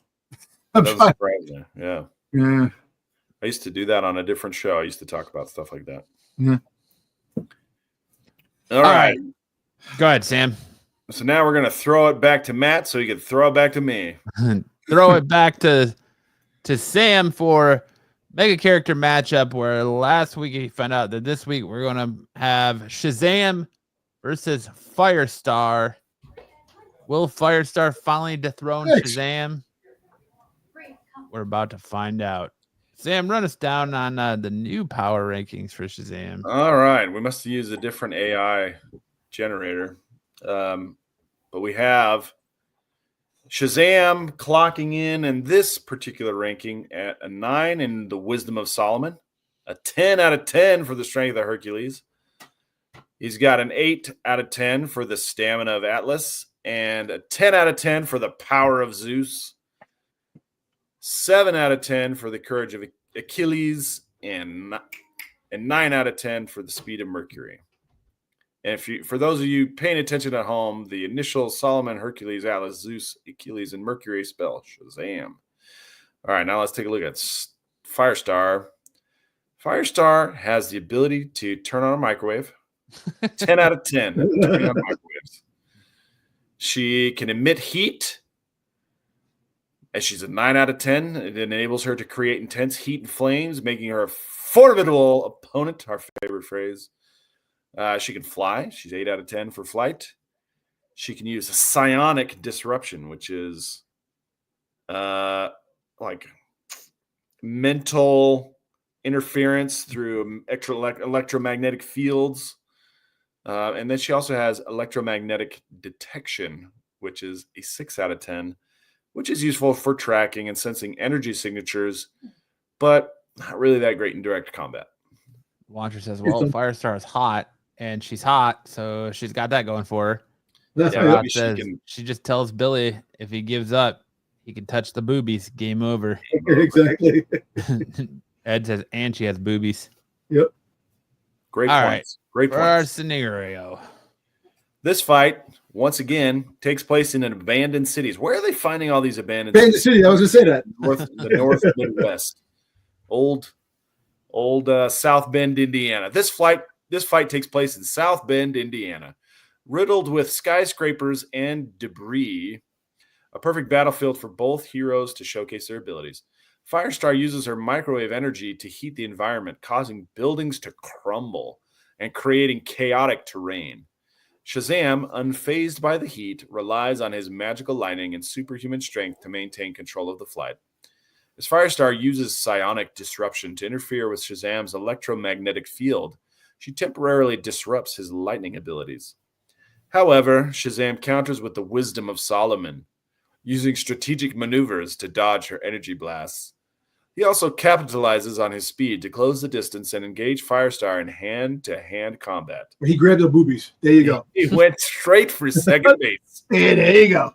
Despite Firestar's tactical use of her powers, Shazam quickly and ultimately emerges victorious. His combination of superhuman strength, endurance, and magical abilities proves too overwhelming for Firestar to counter. The wisdom of Solomon allows him to strategize effectively, while the power of Zeus restores his lightning abilities, giving him the edge he needs to win.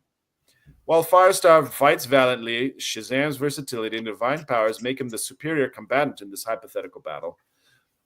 And then following the battle, they both go for cheese fries at the local Sonic. And you got to touch some boobies again.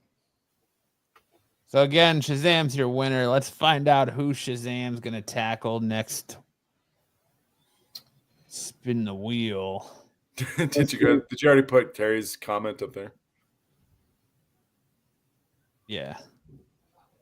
Superboy. All right, now we have an actual contest. Superboy Terry says, don't forget Firestar's ability to almost completely disappear from pop culture for years on end. Nope. And might be making an appearance in Spider-Man 4. There you go. So there we go. We will see Superboy versus Shazam next week. Hopefully Shazam will finally go down. And that brings us to best and worst covers of the week. And we've got a lot of them. Next week is a big week for books. So let's dive in.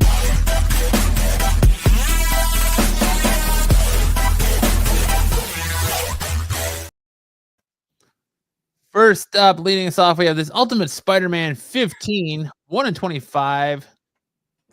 Simon Beachin cover. Simone Bianchi. What's up with the feet? Bianchi. What is up with the feet? Holy Why is he shit. green? And why is he like his feet bigger than his leg? Dude, suffering from life-out freaking syndrome? No, I think he beat one of Mega Man's villains and took his powers. He looks like Long Man. Long Man. It is a good read, Ed. You're correct. But this cover, it's just all kinds of bad. Agreed. I think everybody deserves to have a bad cover, but when it comes to consistent, month after month, then you have to question the artist and question the company for continuing that artist to do those books. But, yeah, I want to know the guy who's like, that's a sweet cover. Let's put it on a 1/25. Exactly. Right. Damn right. But everybody deserves a bad cover. Sometimes, it's hard to maintain artwork on a consistent basis that's really, really good. Things change throughout the years, because you get the copper tunnel in your hand, you get all crazy ass shit shakes. He looks like he's wearing high heels. It looks like he's got his Mega Man boots. Look at the thigh to the knee on the right. Like he figured. Oh yeah, he definitely doesn't high skip heel leg. speakers on. He squats. Right, exactly. He's got his man freaking goddamn spandex on, Mandex. Especially when you know that the company can go back to the artist and be like, no, we don't like that. Fix it, redo it. And no, they didn't. They're just like, yeah, this is solid 1/25. Let's do it. Not crazy. I don't know, man. You might find this for a cheap price. And look at Dr. Doom in the background. Is that Dr. Doom? Yes. In the corner here. Darius says, and Shazam changed back to Billy Batson just so the Firestar's boobs would be even bigger. At least that's what I would do. Well, he does have the wisdom of Solomon. Yep. That leads us to the Amazing Spider-Man 70 1/100 Frank Miller cover. Frank, stop doing this to us, man. That's what I'm trying to say. Didn't we say that? I said, if it's consistently, then you got to question the artist and then the company that keeps these things coming out. This is purely that he's a legend and his name still carries weight and people still buy this dog shit.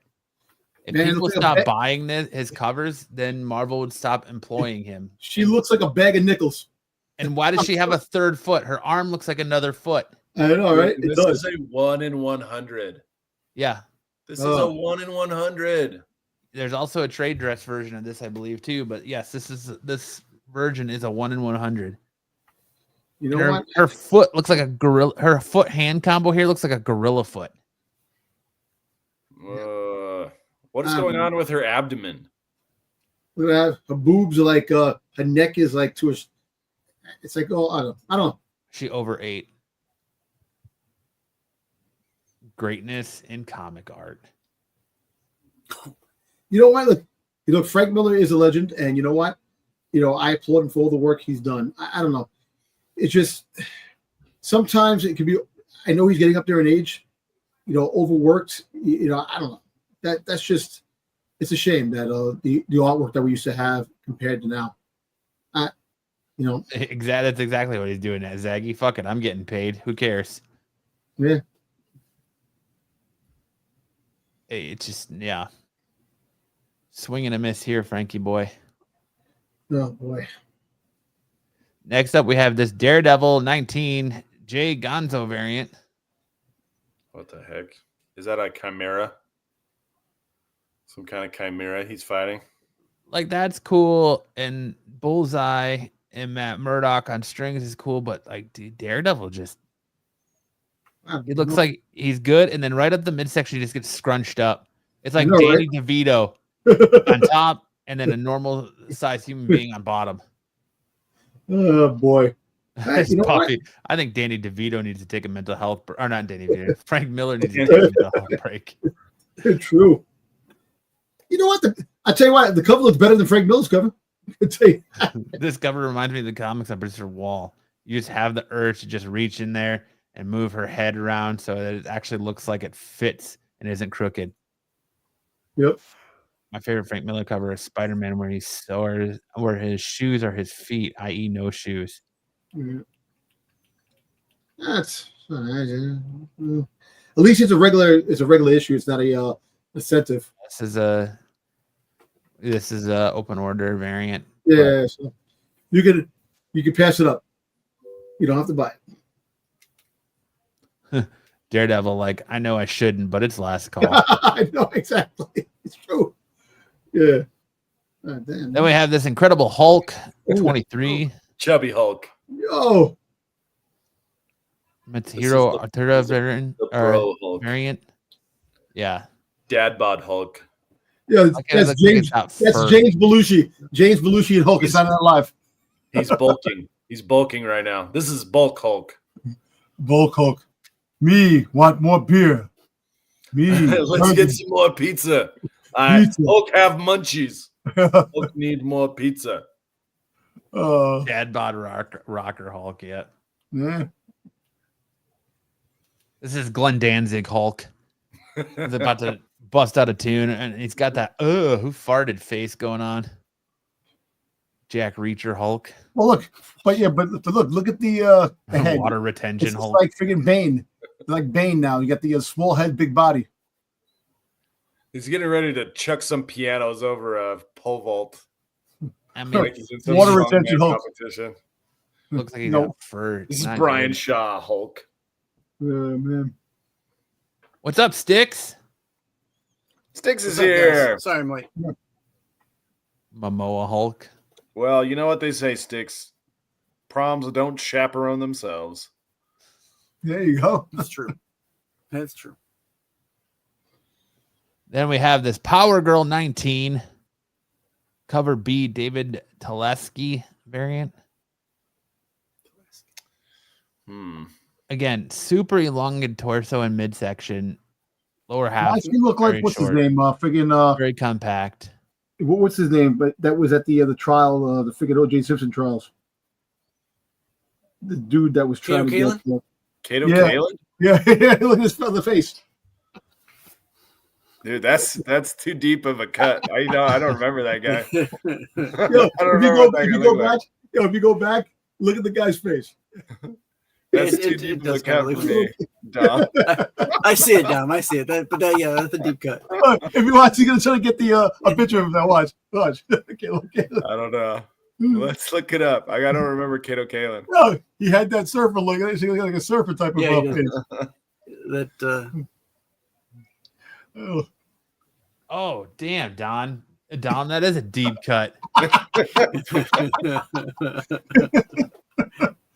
oh yeah. Hold on, I'll share it. That's a real niche reference, man. You had Oh, that one sitting on the top. I saw the of your face. I'm head. like, damn. Oh man! You see, I told you, man. You know who he looks like? Dude, right there. Right there. Nope. Yeah, for sure. But you know who he looks like? He looks like Oh my Corey God, Feldman. Dom is right. It's him. He's like the good future Corey Feldman. Doesn't he look like yeah. Corey Feldman? Yeah, a little bit, man. Things should have gone better for Corey. But damn, I don't know. I just saw the face. I'm like, oh shit, Caleb. I just couldn't think. Like, damn. Dom That's killing that. Dom, you nailed that. It does look like Goddamn Kato Bullseye. It does. Look at Terry.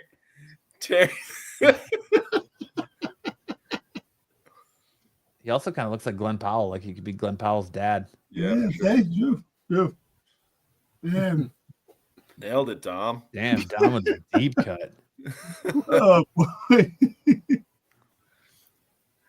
Oh, and for our best covers this week, we have this Batman 158, the start of Hush 2, cover 1 and 250 I like Jim that. Lee sketch version variant. I like that. Are we gonna get any more of those variants that came out? That variant that's like a hot variant that is like one of the hot ones that are a lot of money. Which Hush, one? the first. There's like Oh, the first 30 Hush. covers for Hush What? 2. It was the that limited edition Hush book that came out. That's like a ghost variant that people having a hard time to find, and when it does pop up, it's a lot of money. I don't know which one you're talking about. Oh, the Jim Lee. Is it the Jim Lee one with Hush on the cover? Jim Lee. And think so. it was like, Yeah, I think it's Jim Lee. Watcher says Jim Lee cover for number 4, 161. I think is sick. I'll have to check it that's out. actually pretty cool. There's so many of these covers, and some of them are great, some of them aren't great. But I just like this. I actually like the sketch cover on this one much better than I actually like the. Some sketch color covers version. are actually much better than others. Like this sketch cover is really cool. It's Well, there's a you see the detail in it more with the sketch Yeah. than you do the color sometimes. And Dom manages to ruin a boob window for everyone. Thanks, Dom. hey, I'm going along as Just what it calls is. him like he sees him. That's it, man. Next up, we have Amazing Spider-Man 70, 1 and 25, Bjorn Barnend's cover of the Hulk or Spider Juggernaut. Spider Juggernaut. He's going to be imbued with the powers of the Juggernaut. That's gonna That's be cool. interesting. It's gonna be pretty interesting. This book. That was pretty sick. It is. Then we have Justice League Unlimited number 5, cover C, Mark Spears variant. I like this a lot. Pretty cool. I Yeah, like the Christopher Reeves channeled Superman there. I like that. Mm-hmm. See, this is the kind of stuff Mark Spears' art works really good on. And another cover in this list. Just stay away from Lino, aka Mel Gibson. Yeah, no Gibson. Spider Knot. That's right. Repair Tech Tony. The fact that Juggerman. Jim Lee isn't drawing a ton of books like Dan Mora right now is a shame. Easy way to sell books. Just slap Jim Lee art in it. Oh, Yeah. I mean, Jim Lee's in charge of everything now, right? So he probably doesn't really have that much time to sit down and sketch. Jacob says comic. It's like shop McFarlane. is McFarlane doesn't have time to do very any McFarlane covers like he used to. Yeah, Like once he in a does while, one he'll throw every Don't need 3 to. months or something. Mark Spears does like 40 variants for his own book. I know. Yeah, And what is it? Is it Dark Horse that's doing his variants on these books, and they're just like the same variant, just colored differently? Something Oh, like that. Dynamite. Like on Dynamite. or Dynamite. Thank you. Dynamite His comics. Thundercat stuff. Yeah, and the Vampirella stuff. I like that cover. The Justice League. And we have Justice League Unlimited number 5 for B, the Nathan Zerdy. It's already Very- I like this. If I'm going to buy a book, I'll buy this. I'll definitely buy this. I'm not a DC fan, nor do I want to and start collecting DC books. but I would buy this. Dom likes it because they're touching tushies. Yes, they are. Exactly. That's as close to scissoring I could possibly get in the comic book there. Variants have gotten. At least on a DC. There's a lot At of least them. on a DC. Yeah, that's right. That is really nice Yep, this cover. cover is awesome, but I'm getting a little bit of Spears overload. Nah, Spears is good, man. He's a good A lot dude. of people are. I know he's pumping out a lot of stuff. He's a hot artist. He's getting out there, this and that. He's a good dude too. He's oversaturating his own market. He is a good dude and he's a fantastic artist, but he's oversaturating his own market, especially when he's got like, fourth and fifth printings with 60, 70 variants. And I know. You can't blame. You got to blame the companies that are the people that are signing it. Yeah. They want that. It's not him. He's just doing a good job getting paid. So it's the company that wants his books. But then we have Fantastic 3 or Fantastic 430. Ooh, that was pretty the cool. Dyke Runa foil variant. I like that. Fantastic 3. They got a lot of Fire Doctor Doom covers lately. Dr. Doom is the main focal point because he's coming. He's coming. All over your face, neck, and chest, Dom. You saying Bruce is Dr. Doom? Yep. I'll leave that for Bruce. Oh, so you want Bruce to come over your face, neck, and chest? No. You just said you were going to leave that all for No, Bruce. I said I'll leave that for Bruce and have that for him to do that himself. Ed says Spears sleeps 3 hours a night. He does. That's probably true. Oh, he does. Then we have another Spears, Green Lantern 21, cover D, the 125 Mark Spears variant. He's really got some cool. I just love the way his colors pop in the books, man. Yeah, like, and the detail on the elephant in the background here, man, is it's cool. It's killer. He killed this. And I just love, like I said, he makes green. He gives green a different color. Like green is green, but it's not green. The way Stop it. What? Green is not green. He does very good at chicks in tank tops from behind. Yes, he does. Good side boob straps. Yep. Then we have the Flash 19, the Steven Segovia variant. Steven Segovia makes reds more than red. Terry says, yeah, they probably ruined the secondary market on the Spears Vampirella cover. They sold so many and so many versions that it's going to suffer on the secondary market. But that Vampirella cover is so fly. Yes, it is. Then I put this one in here for Sam. Harley Quinn 49, cover D, the Derek Chu courtside variant. Felt like this is straight out of the pages of like a basketball manga. For sure. Yeah. Slam dunk. Color in the line. If you color in those lines, you Kuroko no basket. Yeah. That's pretty cool, though.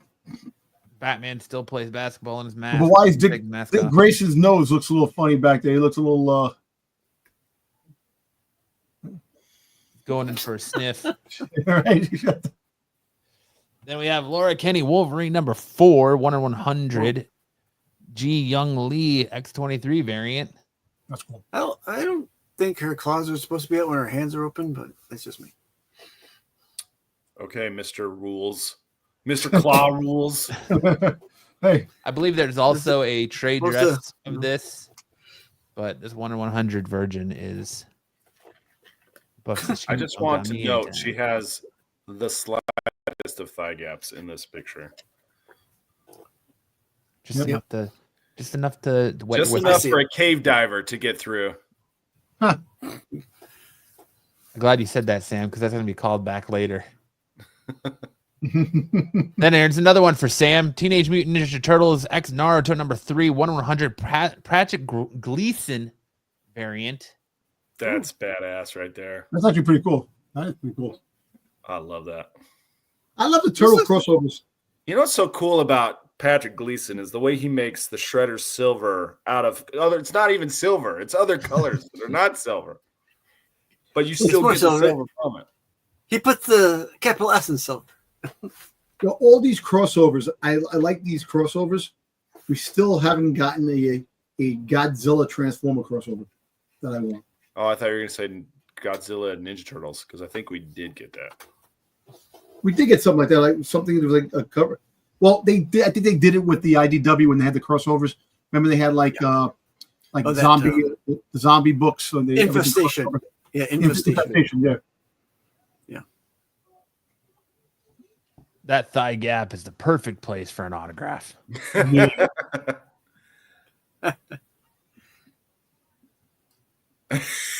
Ed, he's such a troll, man. He's trolling me today. Because of Sam, I ordered 3 of these. Yeah, $300. 300 bones. But that is a badass cover. This is probably the best cover for issue 3, and I'm so sad that it's a 1 in 100 because I'm not gonna drop $100 on it. But they had a crossover already between Spawn and Spider-Man. Beautiful cover. They had it already a long while ago. Mm-hmm. Then we got this Rogue the Savage Lands.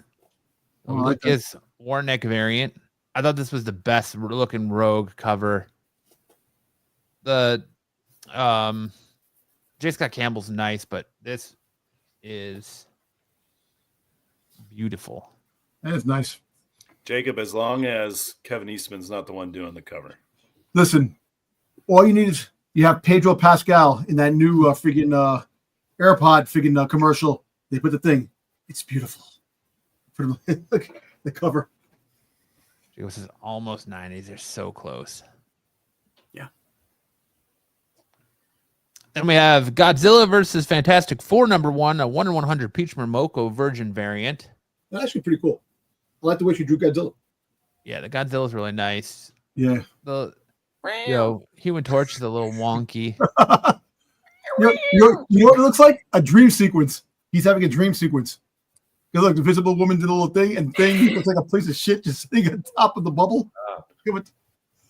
He's hissing like a little kitty. Yeah. The Godzilla looks cool. I like Godzilla. Yeah. I can't wait for the Godzilla Spider-Man books. Those are the ones I want the most. The Godzilla Spider-Man. Yeah. And Godzilla, and Spider-Man. Oh, And Predator. Next up, we have that Vampirella #1. There you go. 1 in 20. Mark Spears Virgin cover. It's a beautiful cover, man. That's it really is. It's somewhere, Joe is waking up out of a fever dream and just nutting to this cover and then going back to sleep. No, Jedi Johnson complained about the arm or something like that. There was an arm issue with the that he had, and he said something. But I think he bought 10 of these. Jedi Johnson. I'm sure he did. Oh, he did. yeah.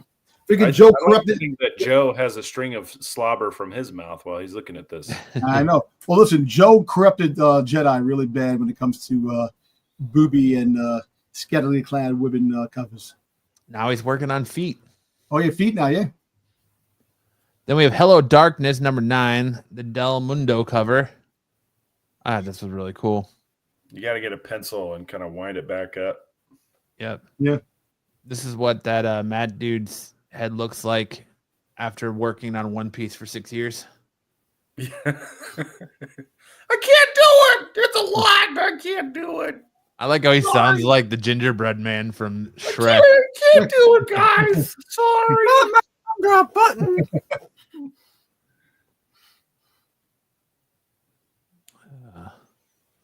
Yep. Then, so I made a segment for his own because there's just seems like there's so many Scotty Young covers this week. So the Scotty Young covers of the week, we get Amazing Spider-Man 70 for the mini disc of Spider-Man, kind of like this cover. And we also get Godzilla vs. Fantastic Four #1. That's cool. You got the Thing cosplaying as Godzilla. Who's in the background? Look Muffin at the Man. roof in the background. Go in the background. You see Fantastic Four? Who's that standing on the rooftop in the back? Is that a structure in the background? The roof, and there's like someone on top. Look at Fantastic Four, like a little silhouette of a person in the background. I think it's a water tower. I think it's a water tower. Yeah. Oh, okay. There was somebody standing there. Yeah. It's the Teenage Mutant Ninja Turtles. Probably. Crossover, never thought they could have. And then we got Universal There Monsters you go. Mummy #1. I ordered that signed. Yeah, I got that. Oh, speaking about Mummy, did you get that video, Sticks, I sent you? Yeah, I saw. I commented. I had the Mummy collection. That was Most- awesome. That was Man. great. Pyramid Scheme. Maybe. Oh yeah. Yeah, this is a great cover. Watch says there's a new rumor for Spider-Man has hit This the one- net. Sounds like Harry and possibly Mr. Negative coming. Yeah. And this one was a Scotty Young shop exclusive. Yes, it is. So I think Mr. Negative was the first Sticks, are rumor that you they were my gonna- mummy? because they were going to do a street level stuff with Spider-Man. The mushroom coffee is hitting Dom hard right now. Oh yeah, definitely. They just found new stuff under the pyramids of Giza. Yeah. Talked about that. That shit is fantastic. Then we have we're taking everyone down with us. Number 1. This is also a Scotty Young store exclusive. I love how he changes his artwork, like how the artwork changes from one way to another. I mean, he has similarities, but things look different. Like the artwork, the style changes a little bit, just a little bit. How do you Good mean? eye, Dom. Like the How is this robot. no different than Like the mummy. Like look at the mummy. Look at the mummy. Look at the robot, and then look at the Fantastic Four. Now look back at the mummy. See, it's all like it's. look at your man, then me. Now back at your man, then back at me. I like how he changes the art style. Yeah, his art style, I'm sure it's been said before. Like the kid there reminds me of Calvin Calvin and and Hobbes. It does remind me a lot of Calvin and Hobbes, yes. Yeah. And then we have the Mads. This would look good on a canvas pick of the week. We have Batman 158, the Gabriel Del Otto connecting variant. I love how his jock straps in Catwoman's face is jock. She's like kneeling perfectly. Yeah, he is kind of arcing. He's giving I know, right? pelvic It thrust. could be right in her face tonight. I gotta make sure my bat wang isn't too close or it'll put her eye out. Exactly. That's why she's wearing goggles. She's ready for the golden shower. She is. She's in that splash zone. The pearl necklace zone. She's ready to take his bat rain. Given the hint. Yeah, it's a little not very subtle. And then we have Absolute Martian Manhunter number 1, cover B. Interesting. Gilliam March variant. I thought that's super cool cover. I'm interested by this series, by the artwork on the covers. Like, I don't know. I feel like the artwork's gonna be very trippy on it. Our bag, guys. I don't know what that means. I don't either. And then we have the Don't Mind Me, just ate Taco Bell cover of the week. Batman 158, the 125 Lee Bermejo cardstock cover. Like it just looks like Hush is just going through it. And Joker's like, oh God, what is that smell? Batman's like, Here comes I Batman. smell it Like, too, let me Dookie. get a whiff. he's like, what's that smell? Dookie. Yeah. Hush is just going through it. You have to flush. Don't forget to flush. Put me out of my Right on that. And don't forget to wipe. Swear to me. Why did you call me Martha? Sorry, our bag. I don't know what you mean. Are you trying to call me? Yeah, like I don't get what you're trying to call me, dude. But thanks for watching. Then we got our other Don't Mind Me, just a Taco Bell cover of the week, Ultimate Wolverine number 3, the Lino Yoon Ultimate Special cover. This one looks like Colossus is dropping a hot load too. He's got the goatee going. Becomes part of the. It'll be a chrome plated. Hush! Oh my gosh, Joker, wash your face, man. The chrome plated turd. At least Hush has his own toilet paper. That's true. Does advantages. He must mean douche chills. Douche chills are multiplying. Looks like he's got little wieners on his knuckles too. Actually, they kind of look like noses here. Teabag. Oh, tea bag. Okay. Oh. Now, Because stupid Gotcha, off- gotcha. Put All right. down. Jeffrey. Gotcha, Jeff. Yeah. Teabag. Gotcha. Then we got our homage cover of the week is Feral 11. Is this still going on? Yes, it is. It's an It's ongoing ongoing. This is an ongoing. Bride of Chucky homage variant. Oh, okay. And then we got our first appearances this week. Only had 2 of them. And Magic number 3. Magic. We had the first appearance of Liminal. Liminal. Here. Colossus riding his imaginary motorbike in the backseat of an X-Jet. There you go.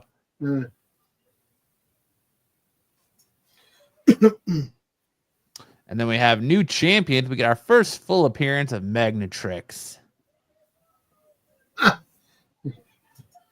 Because they're not running out of names yet for both comic book characters. And then our Bats comic book kicks of the week are both Absolute Batman number 6. Absolute stuff's been really good. I really like what I like most about, I think everyone complains about the size of this Batman and the axe bat symbol. What's up, Bruce? What's up? But I like the versatility of this bat costume, the versatility of the cape, how like every part of this bat costume can be used for a weapon. I like that The horns. the horns on the cowl like come Taking down and he people's eye out. stabs a dude with it. Yeah, and That's crazy, man. like go gadget fat man.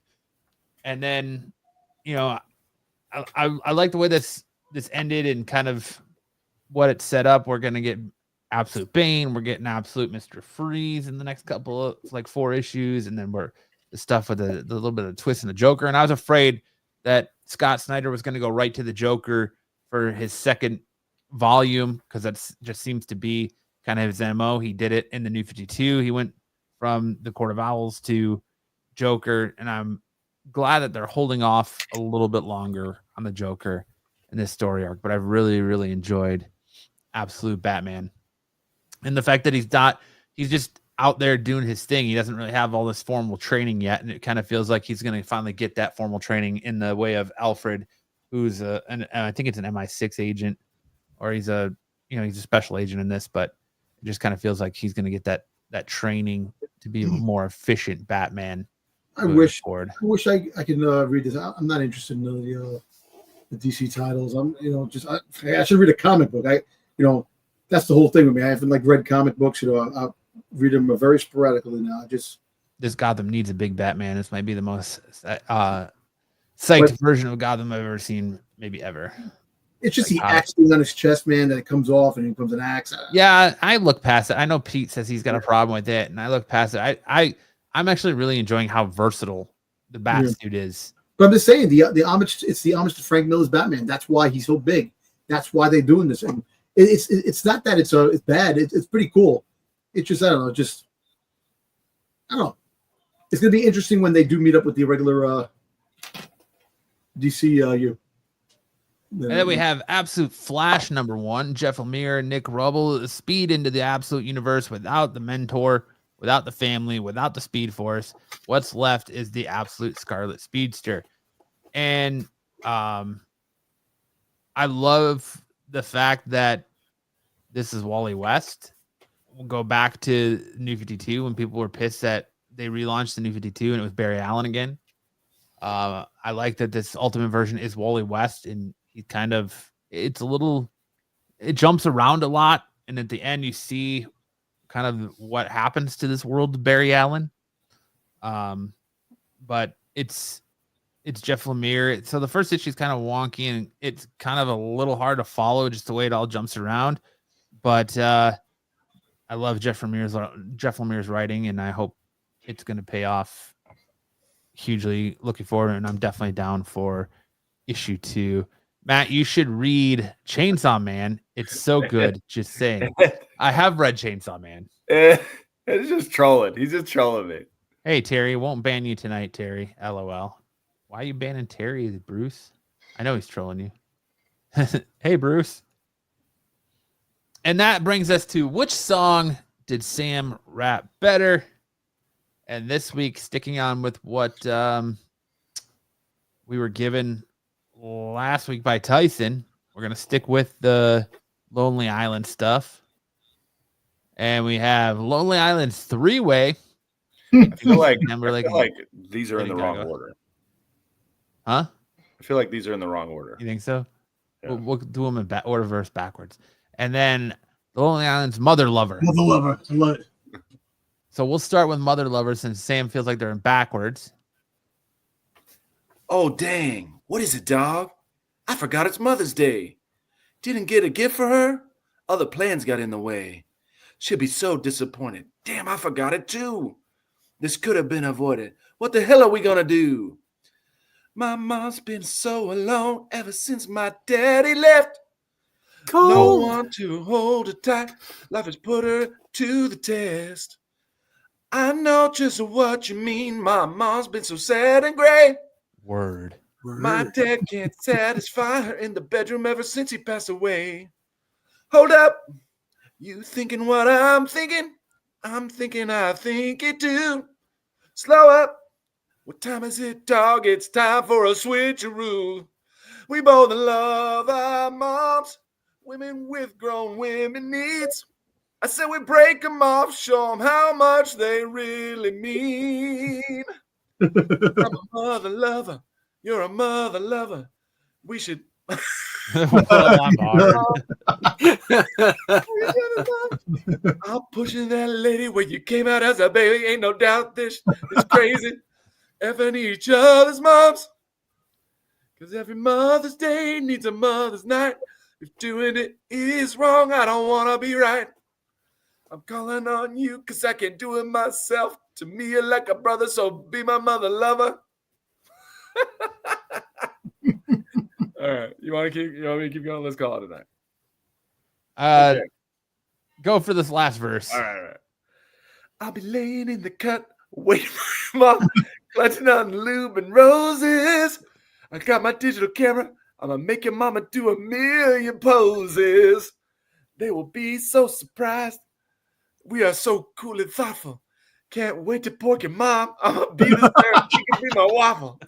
Sure enough, my mama loves bubble bath with chamomile. Straight up. Give it to my mom. Doggy style. Like, yeah. This is the perfect plan for a perfect Mother's Day. I'll have to rename this one All Up Under the Covers Day. Nice. Good job, Sam. All right. Now three-way. There you go. Okay, this one, the video starts with the two of them finishing each other's mothers and then coming out onto the sidewalk. Back in that ass. Yeah. Your mom says hi. Jinx. Yeah. Yeah. No. Hey, yeah. Jam. Summertime in the city and everybody's having sex. You know, I just got a page from a girl that I met last week at the Payless Shoe Source. I also have a cutie to call who loves the way I knock on her boots. Well, it's time to Mac. Let's handle that. In 2 to 6 hours, we'll be back and regroup. Now let's shoot. Roll up to a crib with some bottles and jams. Off of the bus with some Alizé. Now hold up, player. What you diggity doing here? I should diggity ask you the same. Then she sang, hey, boys, I want you both. I hope that you think that's cool. Say word. I know most guys won't freak together, but she forgot about the golden rule. It's okay when it's in a three-way. It's not gay when it's in a three-way. With the honey in the middle, there's some leeway. The area's gray in a 1, 2, 3-way. Normally, I don't get down with dudes, but tonight is a special exception. Great. You're my best friend through thick and thin. Now it's time to make a triple connection. Lights off. Here in the dark, it's hard to tell, so hard to tell where her body ends and my homies begins. The rule dates back. Golden rule. Ancient Greece. One, two, Jack, Trippers, and a Chrissy. The new Three's Company. It's okay when it's in a three-way. It's not gay when it's in a three-way. With a honey in the middle, there's some leeway. Areas gray in a 1, 2, 3-way. Good job, Sam. Good job, Sam. Nailed it. No matter what you do in the freeway, your ball sacks will be touching each other. No matter what you do. There you go. Slapping it. All right, now we go on to our Who Said That quote of the week, and we're witnessing the decline of Western civilization. Well, it's not that bad. LOL, I just noticed that one of my recommended videos is Snow White's based. What moron had the idea of Rachel Ziegler as far as the Gal Gadot insanity? Quote of the week, back-to-back weeks for Sarah. Sam's silky voice just melted my wife's panties. So we have back-to-backs for Sarah. Good job, Sarah. Good job, Sarah. And that brings us into our Get Off My Totally Qualified Saturday Dark Side lawn, our Who Said That game. Oh, boy. And then leading us off, who said there's a whole bunch of shit going on? They're fisting, they're pissing, and they're shitting. Me. I think I said that. If I'm not mistaken, when we were doing Dom Makes a Porno or some shit.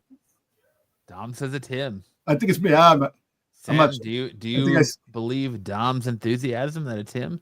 I don't think I said something like that. I have a feeling that this is Styx describing his night at the prom with the kiddos. Oh, that's not. Bruce says Dom for sure. I'm gonna agree with this, Dom. Sticks says I know it wasn't me. I think I said this a couple Dom weeks says ago. Dom. Dom says Dom. A couple weeks ago, this week, I don't know. 2 in a row. This All was right. Dom describing the shenanigans going on underneath the pyramids. Yes. All right. Who? Let's see. Ed says Dom is calling Child Protective Services on Sticks. You need to do a better job chaperoning. All right, Styx. Sticks. Jerry said that sounds like Sticks talking about what he did to pay for his Budman. All right. Who was it? A 10-foot shalom. He's a 10-foot. 10-foot, man. So a whole bunch of shit goes on, man. There's fisting, there's pissing, there's shitting. Whoa. Oh, yeah, that monitor. All right, I, hope all he right. don't- I hope Pete wasn't counting on any money from this.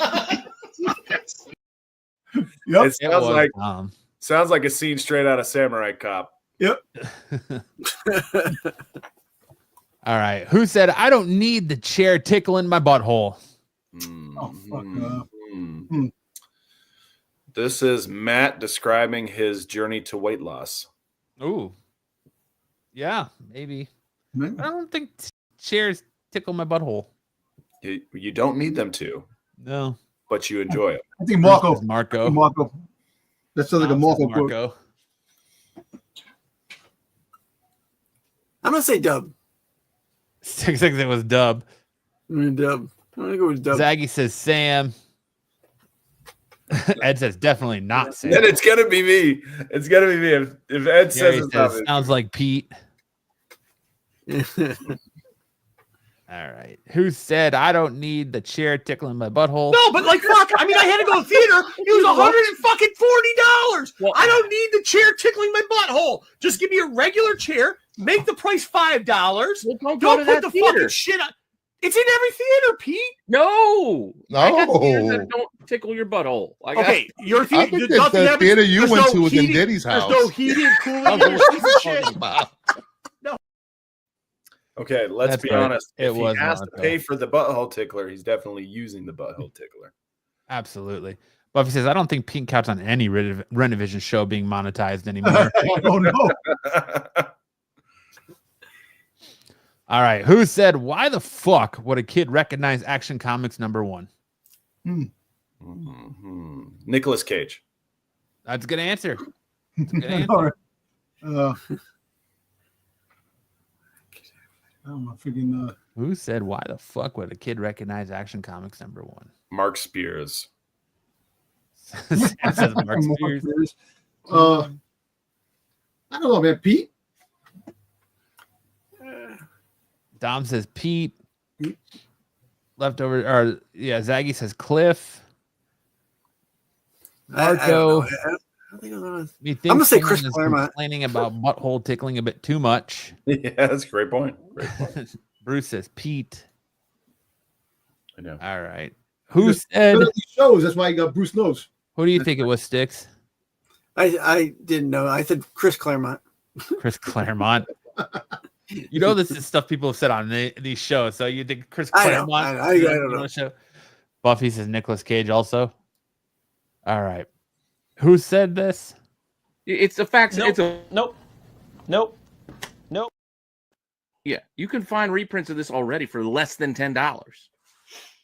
I know, but yes, but if you put it new, almost as like on a free comic book day, and parents are taking their kids to it, they'll recognize the cover, give the kid the book, so they can. The kid. All I'm saying. Why the fuck would a kid recognize Action? Whoa, slow down there, Junior. All right, I'm sorry. I didn't say the kid. Why I said would the a parent. kid recognize Action Comics? Right, they wouldn't, but the parent would. And All right. It was Mr. Renovision himself. Grumpy Pete. He sounded a little bit grumpy. Who said there are people out there who are pube challenged and they need those pube donations? This is Sticks describing why he pranked the pizza, why he did what he did to the pizza at the prom. I don't know. I think it's somebody in the chat. I think someone said that in the chat. Oh, Who said there are people out there that are pube challenged and they need those pube donations? This is Dom describing his weekly hair hygiene routine. So now are you changing from Sticks to Dom? I'm just giving well, you know different what? context. to Maybe what no. they say these things. Maybe I can't remember. Joe. Bruce thinks it was Joe's? Joe. Joe. I'll say Terry- Jedi. Pete needs a Snickers. This is Sam all the way. That's maybe it's Joe. Indeed. That sounds like a joke. Quote. Dom says Joe. Stixie said Joe. I said what did I say? Terry said Bruce said that. I bet. I said Jedi. I said Jedi. I'm gonna say Kyle. Kyle. All right. Who said this? Good for them. Like the biggest ball of twine in Minnesota, you know. You got Jackie Brick. Hey, yeah. Two Britons cut their long locks to break the records for hair donation. The woman, there was a man and a woman. I think the woman, if I remember right, because don't really care. I think the woman had about 5.5 feet of hair she donated, and the man had about, 2.5 feet, something like that. So, all right. I mean, good job for them for keeping it unattractive people. just, yeah, good job keeping it out of tangles for those years, I guess. I wonder if he shaved his pubes too to give that. Oh my God. Donated. Oh yeah, absolutely. Oh, girl, There are people out there who are pube challenged, Yep. Lucifer, and they need those pube donations. I need that And market. Dom is all about. In the arms of an angel. Damn quotes, man. Holy shit. It was Jedi with the assist from Dom. Jedi with the assist. Terry says LOL, and someone talks about banning me for what I say. You never get banned on this show, Terry. Oh, damn. It was Jedi Johnson. Who said I think Joe has a collection of merkins he wears, other than Sam? Matt. I don't think That was Matt. I don't Matt. talk about Americans. You think that was That was me? Matt. That was a long time ago. Bruce says it was him. Dom That's has right. really Dom, Dom really has no filter. I don't. Who said I think Joe has a collection of merkins he wears? I think you said that, Matt. I think you I said said that. it. Yeah, I can remember you saying that. Matthew. You think it's me too? Damn. Matthew Sexist. All right. Who said I think Joe has a collection of merkins he wears? 60s thick bush. I'm pleased if this is you. Reply back. Reading Well, Joe, you dirty, filthy. That's Joe. Joe sent that shit out. We all know that. Damn, Joe. From Joe. I think Joe has a collection of merkins he wears.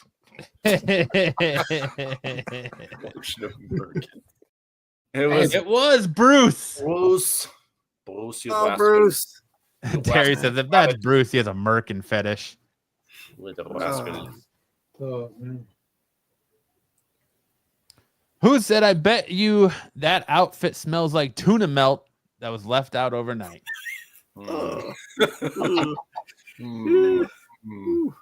This was Sam after describing his jockstrap after a night at dodgeball. Dude, if your jockstrap smells like tuna melt after a night of dodgeball, there's something you're not telling us.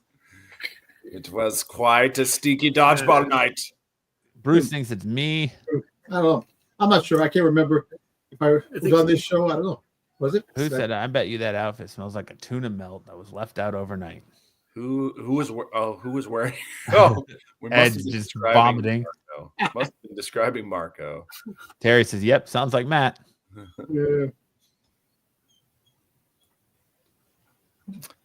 What do you think it was? I'll say Kyle. I believe You this think was Kyle? Sticks. Sam says sticks. What do you think, Dom? I don't know. I don't know, Matt. You? I think maybe you. You think me? I think you. Who said I bet that this outfit smells like a tuna melt left out overnight? This is a gal. This is a lady. I don't care. She didn't break a world record for fastest marathon. She did the fastest marathon wearing an animal costume. Okay, congratulations. Well, dude. Well, I bet you that outfit smells like a fucking tuna melt that was left out overnight. No, but But After it this goes out. marathon. Hey, Joe, the feet smell for you. It was Joe with an assist from Dom. Yeah. There's a lot of That's Dom what we- assists in these depraved Dom's quotes. always throwing up the assist. Who said cave divers diving into people's butts? Oh, Jesus God. You said this was going to come back. You said it was coming back. I did. I think cave Sam said divers that one. diving into I people's think Sam said that one now.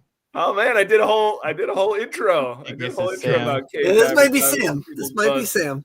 Six is Sam. Sam. Everybody say Ed Sam said now. totally One of the Sam. warm-ups. Totally Sam. Oh, God.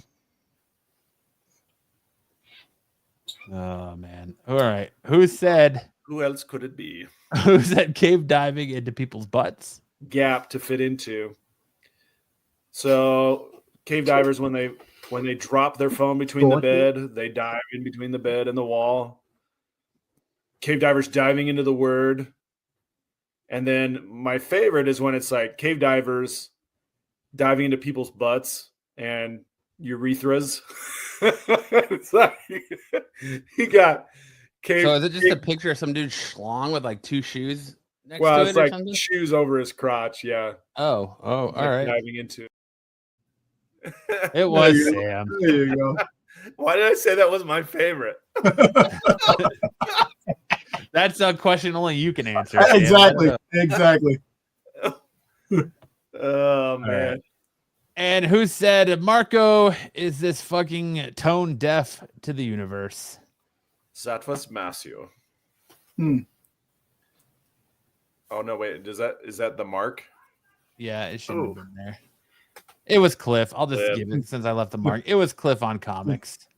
I didn't mean to switch it. Is that a TV show? Never seen it. Well, there's no Wendy. Jesus. It's Wednesday. Right.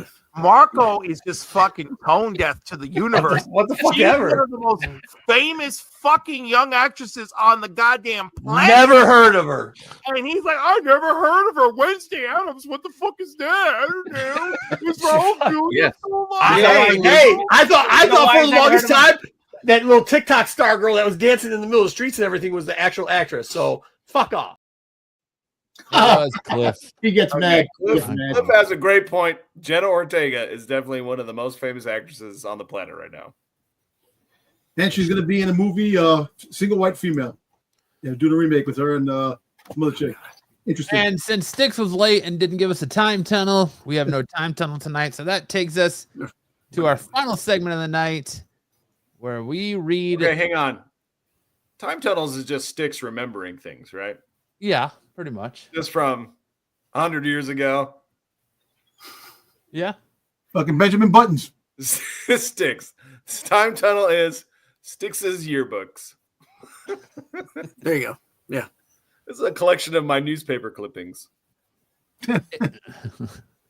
It's time for the segment where we read the best the internet has to offer for people looking for love or just a little bit of fun. It's time for Craigslist Misconnections.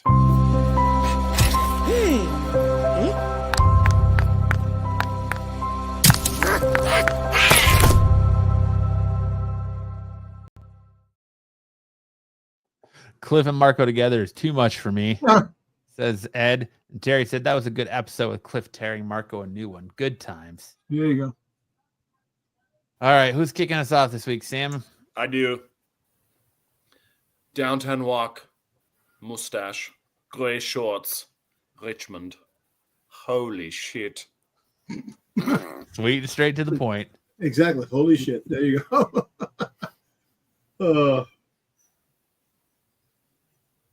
Go ahead, Dom. Look at the party.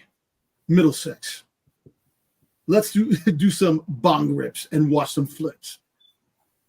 Oh, yeah, this person knows what they want. That's it. Hey, straight to the point. Going from a minute. Miss Nerdy, what happened to you? Be more. We had a great, often, and comical thing going on, and you just disappeared after a few years without notice. Maybe it was because of your job, but it's unlike you to not give me the heads up for real. I hope all is good. I really miss tongue taming your wildcat on a regular. I've been so damn hungry. Heyo. How's that for an innuendo for you, Sam? There Tongue you taming go. your wild cat. Tongue Yeah, taming tongue taming your wildcat. wildcat. What's interesting? Been so damn hungry. Very, very interesting. Looking for a lady to eat out. You come over to me, I come over to you, or we can do it in my car. Single white male is here, in good shape. Good. Uber Eats. There you I go. like, Uber I like Eats. the use of the Greek Uber letter Eats. for you. Throw in a little Greek letter there just to shake it up. Just let you know he's educated.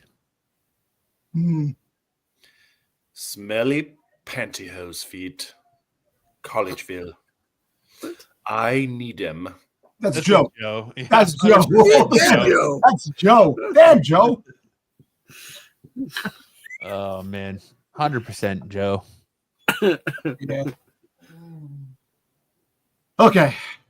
Any woman want to make a baby in Santa Barbara? Santa Barbara. Any woman want to make a baby in Santa Barbara tonight?